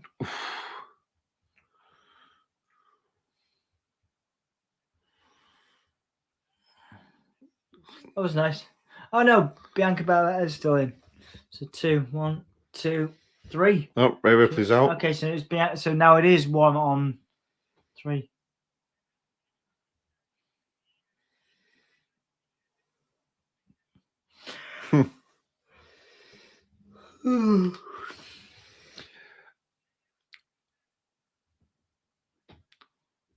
Because the creative seem to favour Belair, I imagine she's going to do quite well. Oh yeah. I don't think she'll win, but I think she'll do quite well. I think she'll take 3 out. Well, there you go. There goes. No, nearly. Natalia's definitely going though.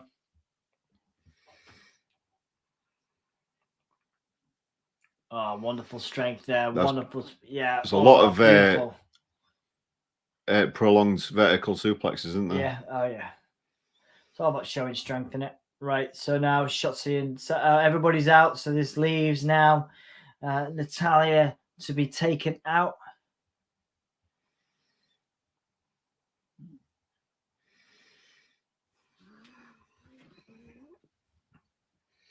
Oh, did you notice the botch Natalya just did? No, I missed it. She took a shoulder lunge when there wasn't one. Oh, counter powerbomb countered there by Belair. Oh, no. Slap to the chest from both. I think Sasha Banks is the legal. Oh yeah, Shotzi getting involved. Like Shotzi. Oh. And Sasha having a. No, you're not. Oh wait, so Shotzi being thrown outside. Yeah, it had to happen at some point. Baszler now trying to get involved. Oh, Banks shoving Shotzi into Baszler.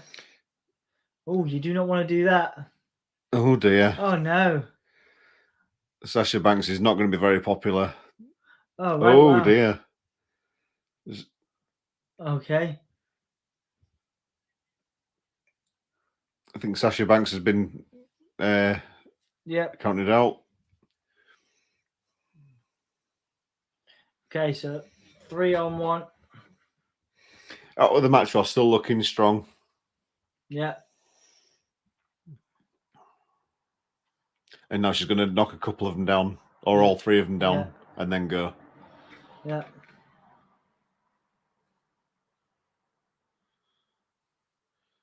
Or maybe not.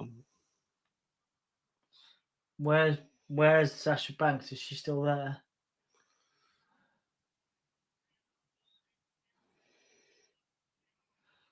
Bianca taking out shots. So you're taking out Bella. Sorry, taking out Baszler.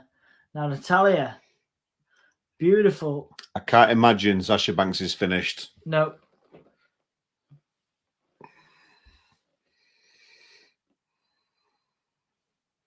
Sasha Banks is going to get involved, isn't she? She's got to. Totally. Natalia's got a decent sharpshooter.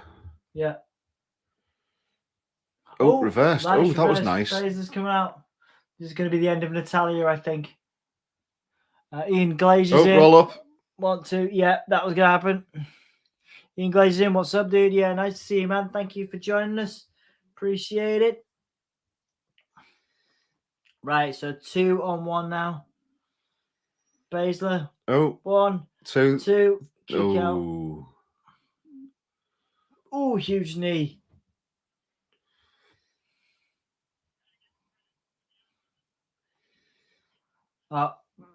Kufuda clutch the choke. Oh. 1, 2, 3. Face into the mat. Pretty weak looking, but it got the job done. She's counting.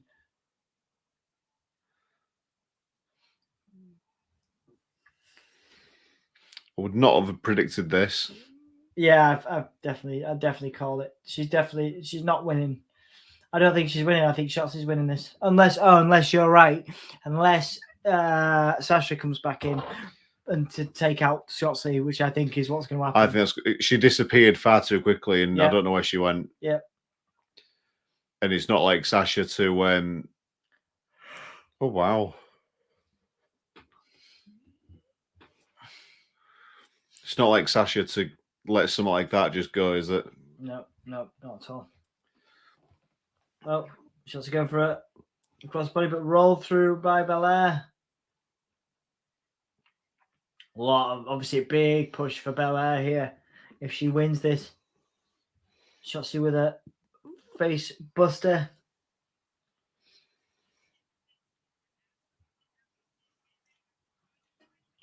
Boom. Kick out.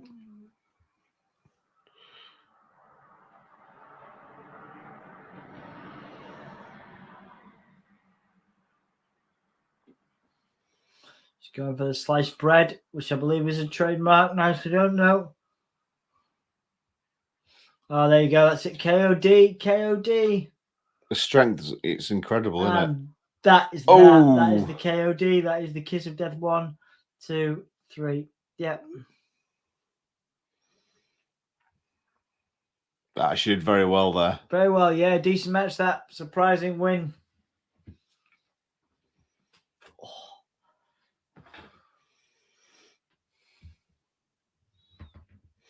I said Team Raw, didn't I? You did say Team Raw, you win. I'll have my left knacker back, please. No, you bet the left. You can have it. Oh yeah, you can have your. I'll pass it back. You can have your left knacker back. Yeah. Right, we got one more match left. We have 4, so it's 10 minutes apparently. So yeah, I don't know about this one. We'll have to see. The only way they could get away with doing it for 5 minutes is if The Rock came, I think. Still says I don't know what you do to change it. On now, that bit. All right. Oh no. Sorry guys. I'm sorry. It's all right. I never update it anyway. We'll just take it off. I'll do it. All right. Let's have a look. Big E versus Roman next.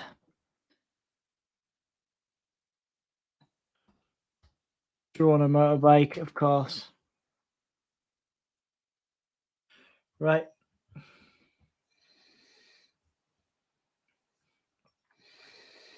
Do you know, kids' toys nowadays are so cheap. Yeah, and, like, someone else said, because I've got loads of my old figures from like when I was a kid, wrestling figures, and they're used to like be so really much durable. better. Yeah.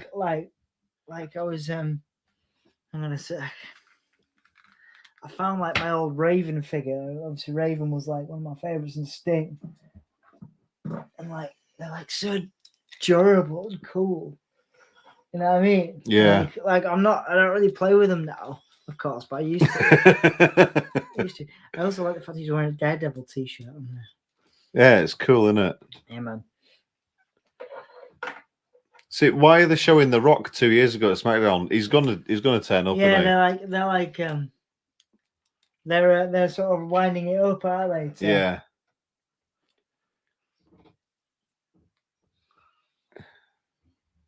Oh dear. I remember reading a while ago that The Rock's insured to do a couple of moves in the ring, but he's not insured to take any serious bumps or actually fight in a match. What's that, dude? Sorry, I was. I read recently, well, a few months ago, I think it was, that The Rock's insured to give a couple of moves out, Right, and throw a couple of punches, all right, okay. but not take any bumps or fight in an actual match. So he can still appear and do stuff and give out, do a couple of rock bottoms or whatever, but he can't take anything. Yeah. So there's a little bit of a dynamic between Paul Heyman and this interviewer. Have been for a long time. They've got a.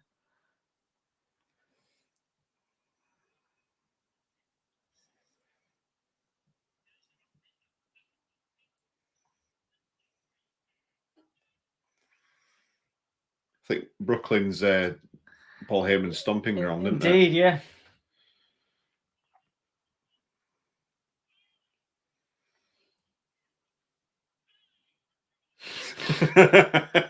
He's great as Paul Heyman, isn't he? I've always liked him. Yeah, he's fantastic.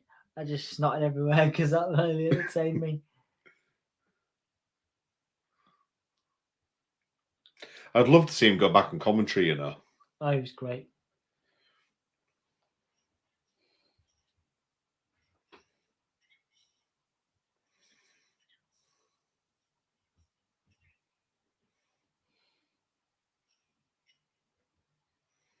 So are we seeing Brock Lesnar tonight? Is Brock Lesnar coming back? Could be a thing. All right, guys, got to be the last break. Here's your ad for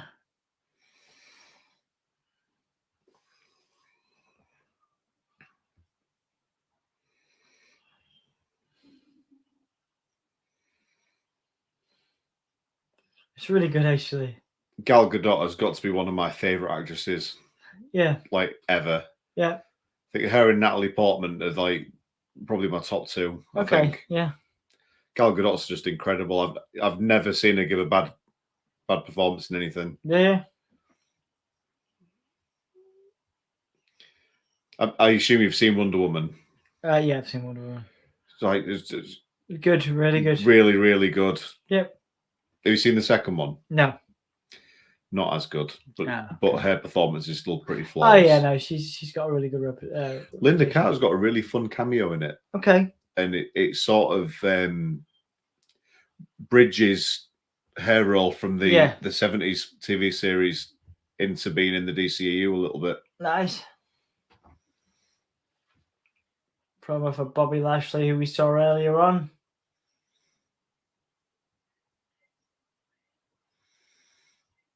I wonder if he'll come down and get involved in anything. I don't know. They're not at this point. I think we're past. I think now, if anybody's coming in, The Rock's coming in, but I doubt it. Yeah.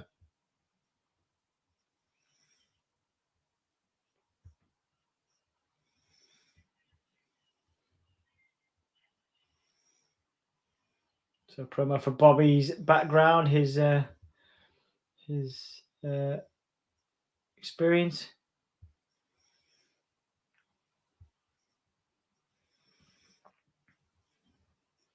He's a lot older than people think he is as well, but he's doing well.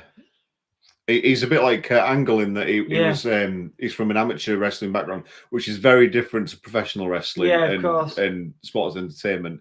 It's a totally different sport. It's a lot more hands-on and very, very technical, and he does use it in the ring. Yeah, no, he's brilliant. You can see it in his speed and that. I still don't like him. I think he's boring. But yeah, I agree. He is a very good wrestler, though. He's very strong. Yeah. I preferred his earlier runs where he was a bit more hardcore. Yeah. Now he's just, the whole Brock Lesnar monster, Goldberg sort of shtick, and that bores me. Yeah, no, I get that. I've never liked that. It's very much a 2000s thing, isn't it? Early 2000s. Yeah. I think Goldberg's always bored me. Yeah. Brock Lesnar's always bored me. I can understand that. I feel the same way, to be fair. Yeah, it's just get a big bloke to come in and just pick people up and throw them about. Yeah. After a while, it's just, yeah. I know what you mean. I know exactly what you mean, dude. Yeah. So we've got... But, to be fair, people with this body type always give a really good spear. Oh, yeah, of course. Yeah, of course. It's like a jackhammer, isn't it? It's body, yeah. Of course. Bobby Lashley, one of the prominent talents in WWE. I'm very, very sure we're not getting that 4 a.m. finish at the moment, dude.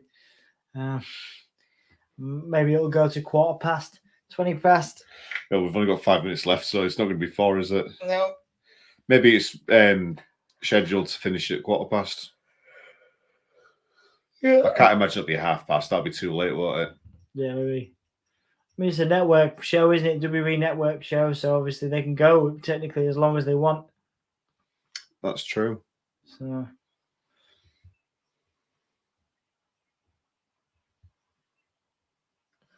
Is it? February 2021. Yeah, they're not having one in December. They used to, but they're not having one now. Why aren't they having any more pay-per-views then? I think it's more. I can't remember the specifics, but there is. Is it a budget thing? Man, they got all the money in the world, dude. They are reporting record sales and record things, so there's not a money thing. January 1st, they're doing a pay-per-view on January 1st called Day One, which is a brand new thing. We've never seen a Day One before. So if that's on the 1st of January, when's Royal Rumble? Yeah. I think the Royal Rumble's staying in January. They're still doing it in January. They're just doing 2. I'm not going to be watching on January 1st, I don't think. I mean, bloody hell. Right. It sounds like a very odd decision to have a pay-per-view on the 1st of January. Yeah, it really does. It really does. It really does. Love the New Day. Yeah, man. Classic. New Day rocks. New Day rocks. New Day rocks. New Day rocks. New Day rocks. Do you know, there's nothing in the world that fucking beats like going to see a live show for WWE and arriving in the car park or something, and all you hear is and people cheering and chanting and it's just what I like about New Day, like besides the actual wrestlers and the wrestling and their characters and that it's the positivity that they spread and it brings out the best in people. It does, and it's wrestling needs more of that. I think everything needs more of that. Absolutely, man. Absolutely. You don't get a lot of positivity nowadays. No, you don't.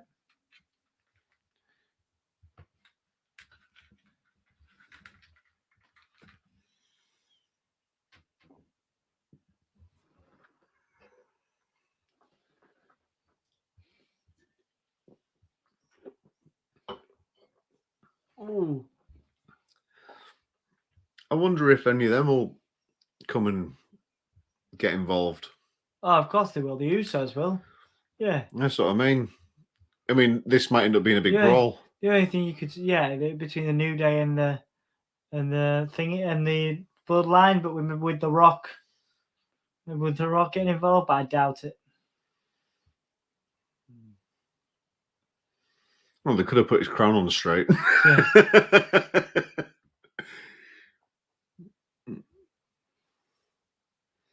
With a name like Roman Reigns, he suits being Yeah. king or something, don't they? You know, Reigns. Yeah. So, of course, Woods is the king of the ring, and the bloodline take an exception to that.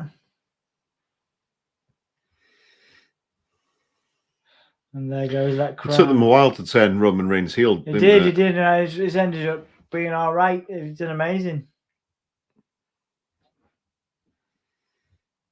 Done amazing. You'd have thought they'd have embraced his unpopularity of the past few years sooner, but no. To be, I mean, say what you want about Roman Reigns. I know he's not overly popular, and he hasn't been really, has he, for quite a while? No, but he's good at what he does. You're very, very, very good. Yeah, he's the best heel in WWE right now.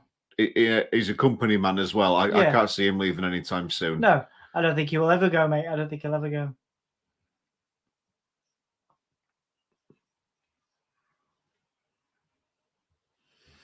Big E's a fantastic champion as well. I'd love Big E to win. He's not winning, but Big E's fantastic. Do you know what? I would love Big E to win this. Yeah, he won't. He won't, because I think the last time Roman Reigns lost was before he came back. So when he came back and beat, I can't see Roman Reigns losing. No, but somewhere out there's a parallel universe where Big E gets a massive push by beating Roman Reigns. Of course there is. Yeah, and he becomes the new, top dog. I mean, he's essentially one of the top dogs now, isn't he? Yeah, but thoroughly deserves it. He's a really, really, he's doesn't do anything badly. He's great. No, he's fantastic. Fantastic talent. I think the entrances, particularly Roman Reigns' entrance, will be longer than the bloody match. I love the comic book theme they've got.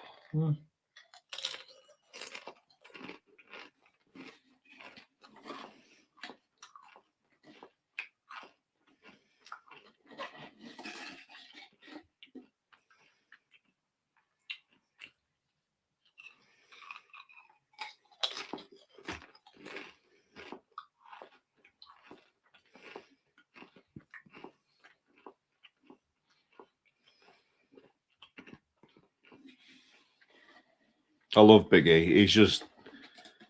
He always just looks happy to be there, doesn't he? Yeah, he does, yeah. Yeah, just.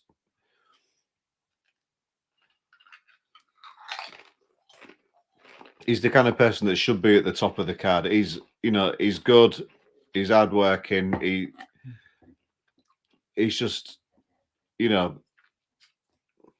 thoroughly, like a decent wrestler and a decent. Yeah. Just everything about him. He's just, I would hope that he goes down in the history books as being one of the best. Oh yeah, no, I agree. I mean, the whole New Day as well. Yeah, really. I love the New. I mean, they're surefire Hall of Famers. You gotta think New Day.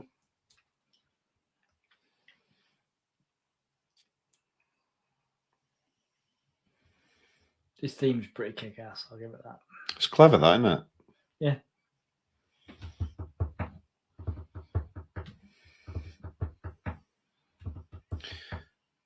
Looks like augmented reality. It does. Although, whenever I hear this, I think about Justin Timberlake's Cry Me a River. If you listen to it, it's very similar. It's a great theme. Cry me a river.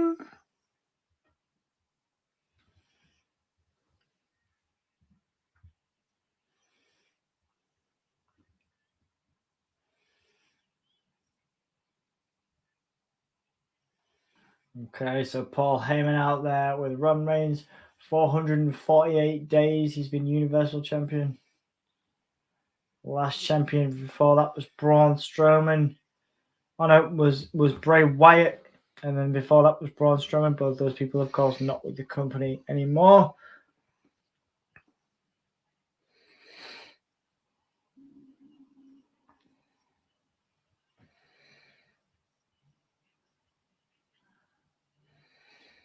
All right, let's see how this goes, guys. I have Roman Reigns to win this. What about you, Graham?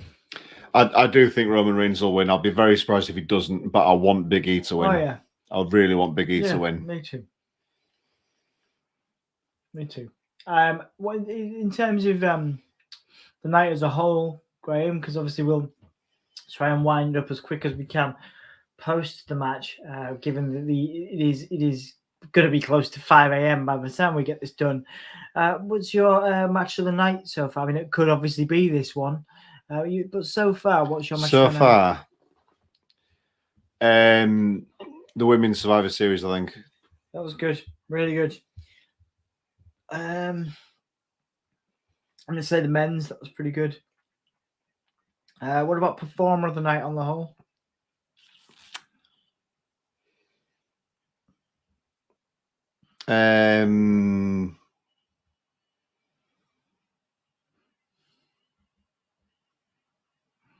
Bianca.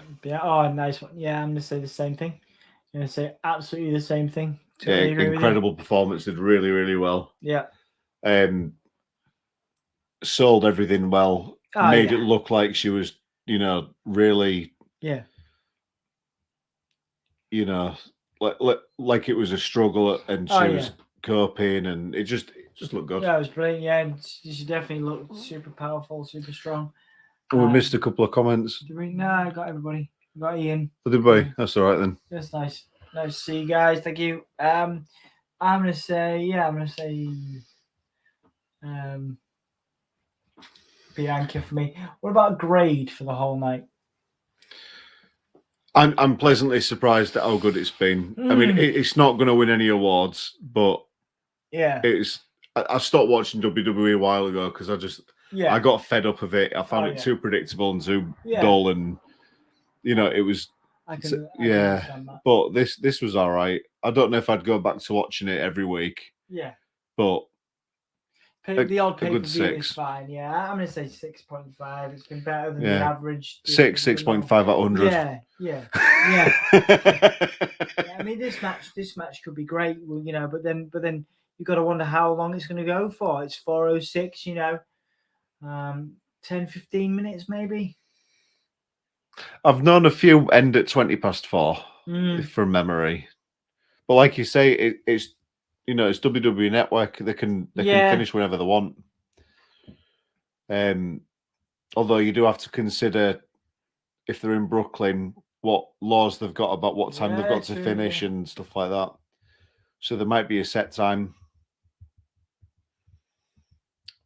I don't know. Right, but this should be a good match because they're both very competent wrestlers. They both know what they're doing. Yeah. I don't think I've ever seen them personally wrestle together. Yeah. But like I say, I've not watched it for quite a while.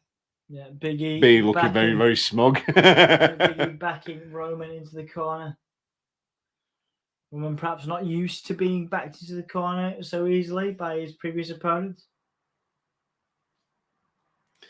Big E's very chiseled and he's a big dude, isn't he? He's big and he can lift. Yeah. He can dominate easily. He's very, very strong. Nice to see Roman selling for Big E here, of course, as well. Big E, the underdog, you got to think.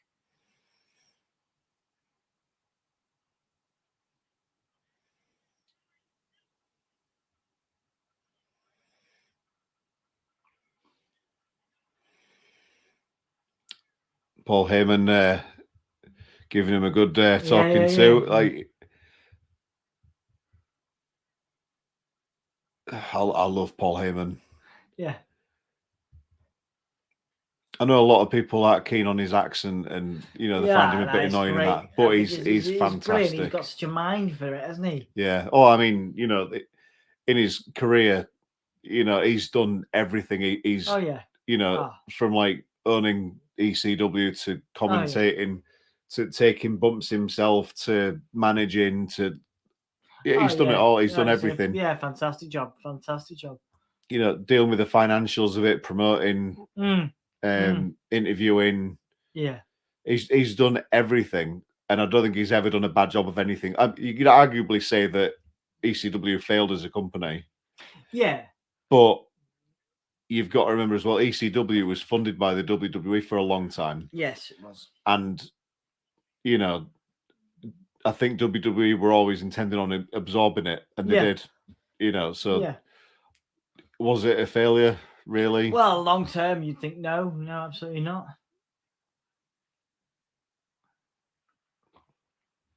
Big push into turnbuckle there.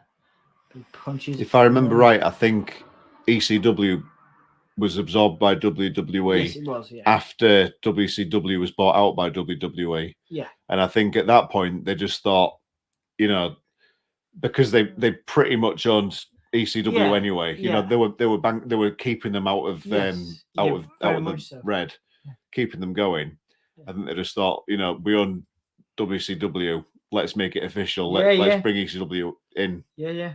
So, I'd say Paul Heyman didn't even fail on that front. I think, he's never done a good bad thing. I don't think. I mean, I could be wrong. I'm no expert on the old wrestling stuff, but oh man, you're doing pretty well. I'm impressed. I'm a fan, and I do like to follow it to an extent, but I wish I had more time to invest in it to watch it properly. Mate, I know you have to make time. You have to make time when you get to our age, I think. This is the only time I can give to it, which is, you know, why it's so ridiculous. 4 people in. Thank you guys so much for joining us. I appreciate you. As Biggie goes for his trademark splash on the apron, but misses.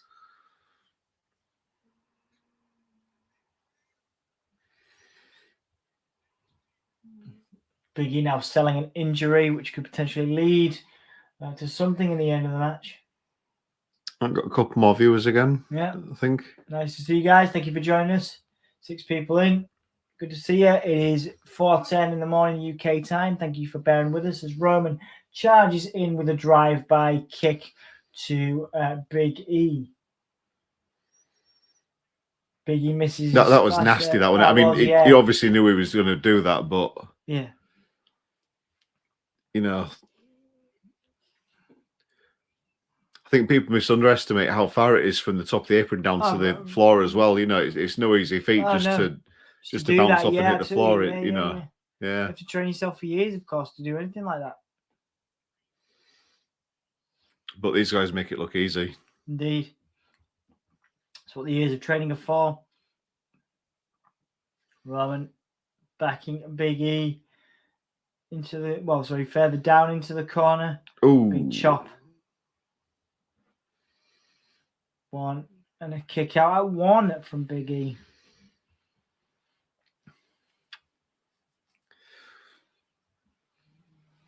Big E trying to psych himself up now. Nice elbow drop.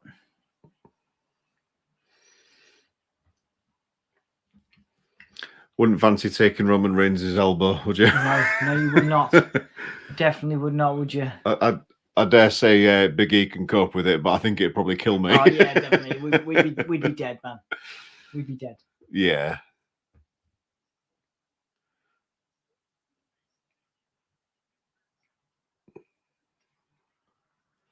Big E's in a chin lock. This is a rest hold, but it feels important. Small things, small details. Big E able to, as the face, get up, triumph over adversity. Reigns keeps going for the covers. I do hope Big E wins. It'll be interesting to see how they. It's not happening. I know it's not happening, but it'll be interesting to see how they do end it because, you know, ideally they want both to come out looking strong. The biggest surprise you can hope for, I guess, is Brock Lesnar, who's obviously been in a long-term feud. Even though obviously he's not wrestling that much or appearing that much, Brock Lesnar's feud is with Roman Reigns. I do think we'll have a surprise. I don't think we're getting The Rock. I don't think we're getting The Rock at all. Maybe tomorrow or maybe in the future, because obviously they wouldn't be talking about The Rock as much. I don't think if he wasn't going to be involved somehow. I remember a few years ago I saw Raw and SmackDown live in Manchester back to back. And on the Monday night, they kept drumming up interest for the Undertaker appearing the following night. Yeah. And Ric Flair came out and said, "Oh, the Undertaker's coming tomorrow. Make sure you don't miss tomorrow." And, he was addressing the crowd in that, obviously saying, the Undertaker's not going to be there tonight. He's going to be here tomorrow. And then Undertaker and Kane reunited the Gods of Destruction, and the crowd went fucking insane. Yeah, And you could look back and you think, well, obviously they were drumming that up to get the most out of the crowd. And it worked. It makes you wonder what they've been like. We've seen the Rock promos. Oh yeah, of course. It must be. It makes you wonder what the crowd's been seeing at the same time. Interesting point. Yeah. And who's been coming out, and which legends have been coming out and saying, who knows what and that. Yeah. How long's it been since you were last at a live event? I went to NXT UK at the Bonus Arena last 2 years ago, I guess it would have been. Before COVID. Nice. Yeah. Saw Toni Storm in Hull. Nice. Saw tonight because she was obviously in NXT. Ooh. Also, Rhea Ripley as well. Oh, nice. Rhea Ripley used to be NXT UK because of New Zealand. Yeah. But yes, there was a few people also Australia as well. I think Australia was that you were able to be in NXT UK if you were European or from New Zealand or Australia. And so Rhea Ripley was a graduate from NXT UK, so she was in Hull. Same with Toni Storm. So it's cool. Very cool.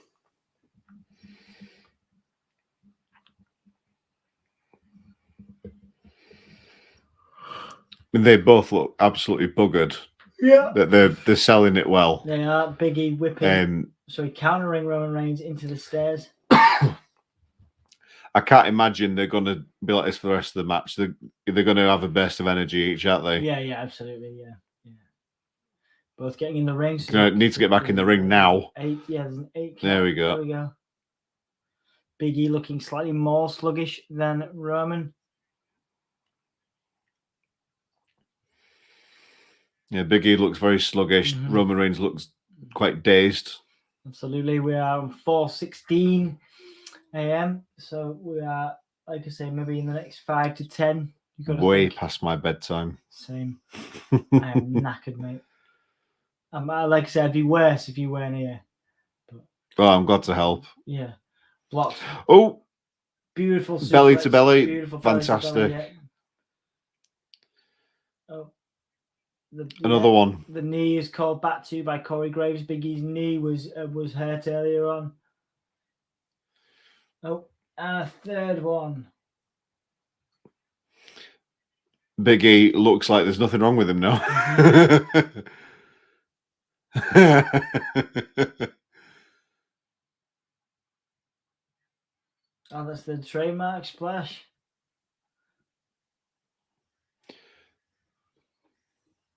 New Day rocks clap. We're getting the big ending set up, but you gotta almost 100% think the Roman's countering that. Oh, and a Samoa drop counter, yes. 1, 2, kick out by Big E. I do like a nice Samoan drop. Oh yeah.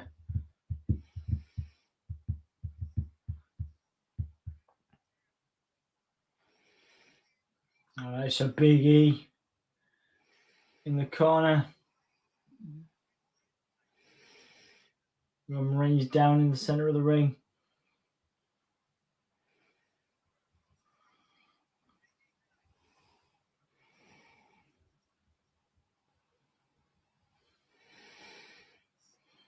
All right, Reigns now getting up. Big E getting up as well.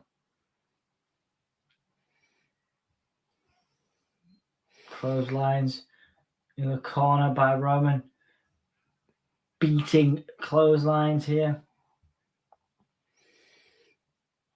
Belly to belly. No. Be going for Superman punch maybe. Roman, no. Clothesline again.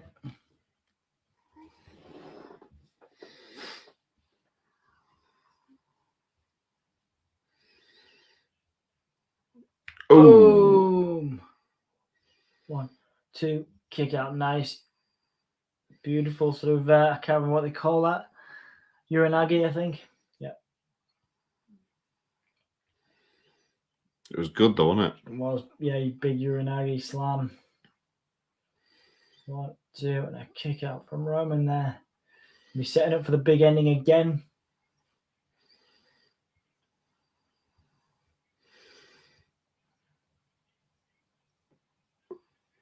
Oh, beautiful. The strength, that's incredible, isn't it? Yeah. And it's not like Roman Reigns is a small or a light guy. No. Roman Reigns going for a roll up. 1, 2. No. And again, the strength on Roman's side. Boom! Nicely done. Deadlifting Big E, out. to head level. Yeah, man. Like that. It's insane, isn't it? It is, man. So I'm just stretching the legs. Don't just give you bummer up. No, you're all right. Thanks. That's incredible. It is beautiful strength. Gets him up to waist, then he's just like, yep, the rest of the way, all the way up. Bang.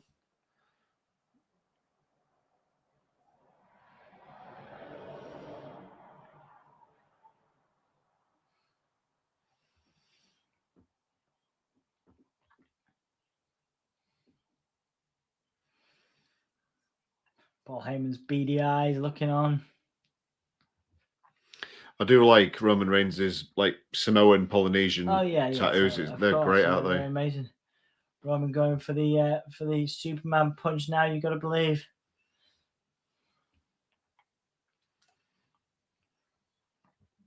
Counters. What's this? A rock bottom. A rock bottom.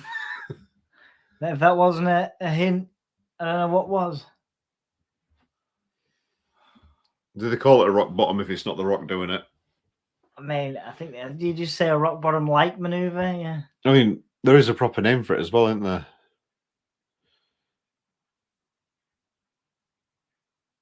Rock bottom. No, they called it rock bottom.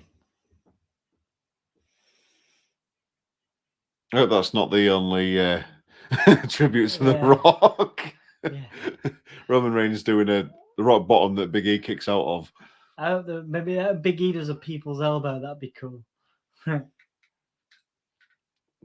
Getting a good view of the crowd. There's quite a few empty seats upstairs, isn't there? On the top tiers. Yeah, I mean, it's no mean feat to sell that many tickets, of course. Apparently, they're struggling to sell WrestleMania. Oh, there's the Superman punch, the trademark. The trademark. Another one. Big E's not all the way down. He's on his knee and he's pumping himself up. Yeah. He's getting ready for another one. Another one. But Big E is down, but he's not. I love it, man. I love it. He's not staying down. I love it. Good Roman lad. Reigns looks very confused. Good lad. Another one. Oh, they've let him have 3. If Roman Reigns pins him now and Big E kicks out, I'll be very happy. Yeah. Very, very happy. That'll make Big E look great. He's gonna have a spear, isn't he? What I would do is have him kick out of one spear and then do another one and then have him win. You know what I mean? Like have him do a spear. Although he's getting, what's he doing now? He's playing to the crowd. Why?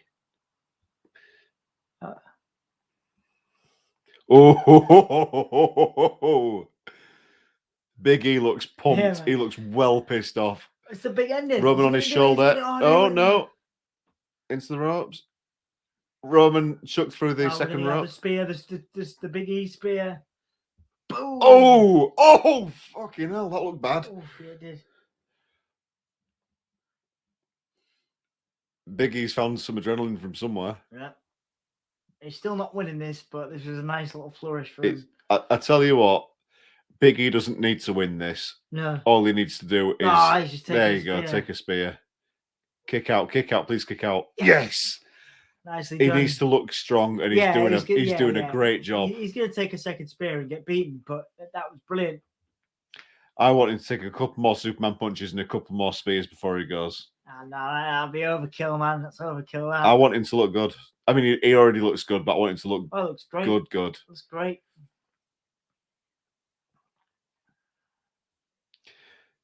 Big E's got the chops to be booked the same way Bobby Lashley has, Oh yeah, absolutely. and I don't see why they Absolutely. can't. You know, they should do he's it. a more marketable guy as well. Yeah. I think Easily. I think Big E is more marketable than. I think he's certainly more popular. What are they chanting?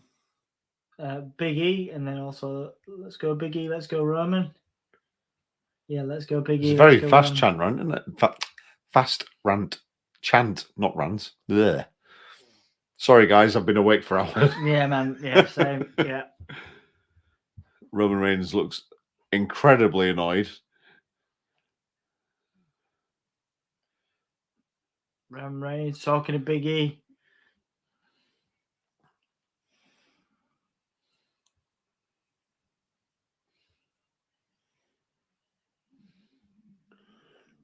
He's going to hit the choke. Went for the submission. That submission. Oh, yeah, of course, Roman's got that submission he could do. The guillotine. That could happen, yeah. That could happen again. He's going to go for the spear again. He's going to go for the spear again and get countered. Go for that. He's going to move. Yeah. No. Yeah, guillotine.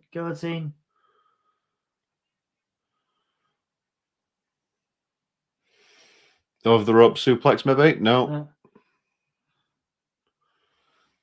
Going for the guillotine again. Yeah. He's got it in. I hope Big E picks him up and slams him down. That would look great, wouldn't it? Would. I'm actually genuinely excited by this, guys. It's good. WB doesn't do this to me very often. Yes.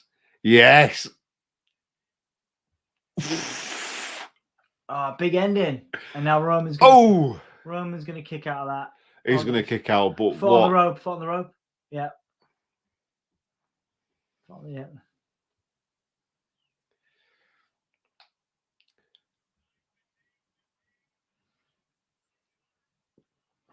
They've done the job. Big E looks incredible. Absolutely, and that's what I wanted out of this. Absolutely. Yep. I probably changed my match of the night. I think this has been good. Say 7. You're solid 7 out of 10 for me for the night. Big E.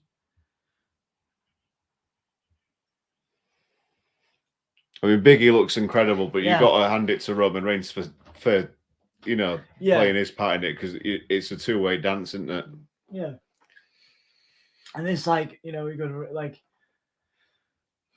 We've had to watch. We're watching this for 4 hours, and this genuinely is exciting. This is nice to watch, and that doesn't happen with WWE very often. You're happy to watch this. I'm happy to watch it. Like, I've enjoyed it. I'm enjoying this.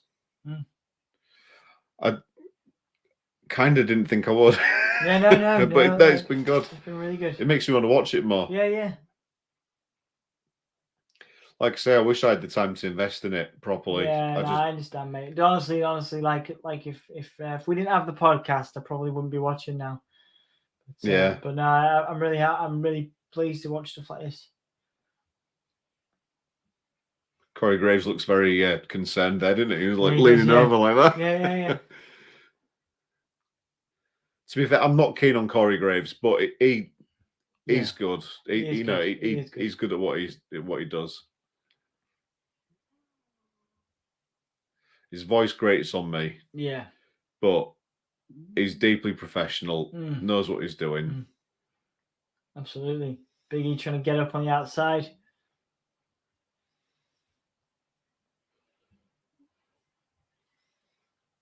And they're not doing a count out now. Yeah. They're giving up on that. this after the match. That was a Superman punch. That was a good Superman punch off the steps, back in the ring. It was a nice moment, that. Oh, he was doing a count out. Oh, Big E's up. Oh! No. Oh, took the knee out. Took the bad knee out. Spear. That was a monster spear. Yeah. Roman wins. Yeah. I'm shocked. Yeah, that makes sense. That makes sense. So do you think we're getting anything Brock Lesnar, perhaps? Roman Reigns? I think someone's going to come down. Yeah. They've got nothing to gain by having these two in a rivalry, so someone needs to come down. No, absolutely not. Absolutely not. They both, Big E looks, you're right there, though. Big E looks strong. Really good. Roman Reigns standing there with the belt. Sorry, Paul Heyman standing there with the belt, giving it over to Roman. It must be hard aiming the Superman punch so precisely like that. Oh, totally. You know, like from jumping up such a height and that, it's can't be easy. No. But I do kind of think that Roman Reigns needs more variety in his signature and finisher moves. Well, still. I think the choke is good. The guillotine choke is new. Yeah, that's good.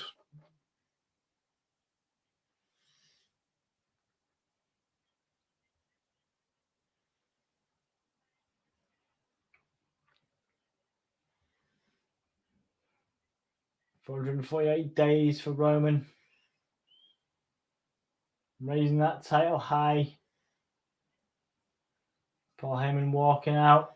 Roman walking out. I wonder if The Rock will appear tomorrow. Maybe, man. Well, Vince is appearing. It looks like Vince is appearing because that egg doesn't, what's that about unless it's teasing something. Yeah. Roman walking out. Paul Heyman raising that title high. Looks like that's it. Is that it, guys? I think that's it. Is that where the credit's going to hit? Big E now standing up with his title in the ring. Yeah, there you go. Yeah, that's it. Happy Thanksgiving for our American followers. Roman Reigns raising his hand to the sky. And there we go. Survivor Series 2021 done. Good stuff. That was fun. Enjoyed that. Yeah, it was good. Tired and ready to go. So let's just wrap this up quickly. I'm going to say 7 out of 10 for the night. Match of the night is now Big E, Roman Reigns. Performer of the night, Big E. I think that's it. I'm going to stick by my guns and say the women's Survivor Series and Bianca, but it was a close call. Big E. I mean, to be fair, Roman Reigns and Big E put on a great performance, but Big E put on a very, very good performance. Oh, he was fantastic, yeah. He sold some really good bumps and, despite losing, we all knew he was going to lose. Oh, yeah, totally. But despite losing, looked arguably stronger than Roman Reigns. Oh, I think so, yeah. I think, and then it's very difficult these days to make someone look stronger than Roman Reigns. Yeah, and losing like that really is a win. Yeah. And both guys came out of that match winning. Yeah, absolutely. Despite the result. I agree. Words is in. Nice to see you. Word 789. What's up, my friends? 10 out of 10 from me. I'm glad you enjoyed Survivor Series Words. Hopefully, you will see us later on this week. Myself and Graham are going to be doing AEW after a video game stream. So we're going to be streaming a video game over on Soundsphere Magazine. And then we're going to be coming over to Gimme a Hull Yet to do AEW, possibly with Anthony. So that'll be really cool. If you can check out the game on Soundsphere, it'll only be an hour. Yeah, or so. Be an hour that time. Yeah, it's fun. We did have a lot of fun, didn't we? It was really good. It was fantastic. Yeah, I enjoyed that. Really enjoyed that one. Yep. So thank you guys so much for joining us. 4 people as we finish. Really appreciate it. We know you could be elsewhere, so thank you for spending your time with us. My name is Dom. I have been here with Graham. It's a pleasure to have you, dude. Thank you so much for your time, man. Boom. Right. I'm going to count us down. If you know how this goes, man. I'm going to count us down from 5 and say, "Hull, yeah." We're going to keep the going until I get the correct video up to finish. All right. Ready? What? Yeah, go on. Cool. Hopefully my friends can't wait to see what game.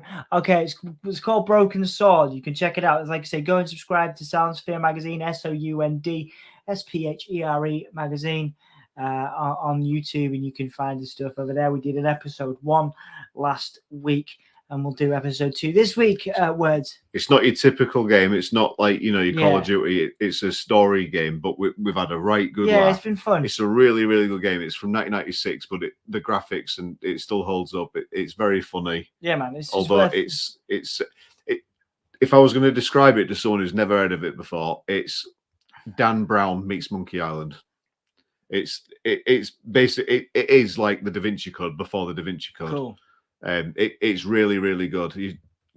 If you can, watch the first episode first, so you're fully caught up, and we'll hopefully see you on Wednesday. Nice one, man. Oh yeah, absolutely. Words. Thank you.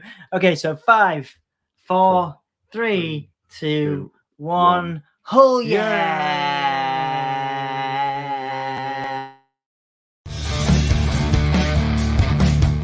This is Big E from the New Day. Give me that whole yeah. Give it to me. I need it.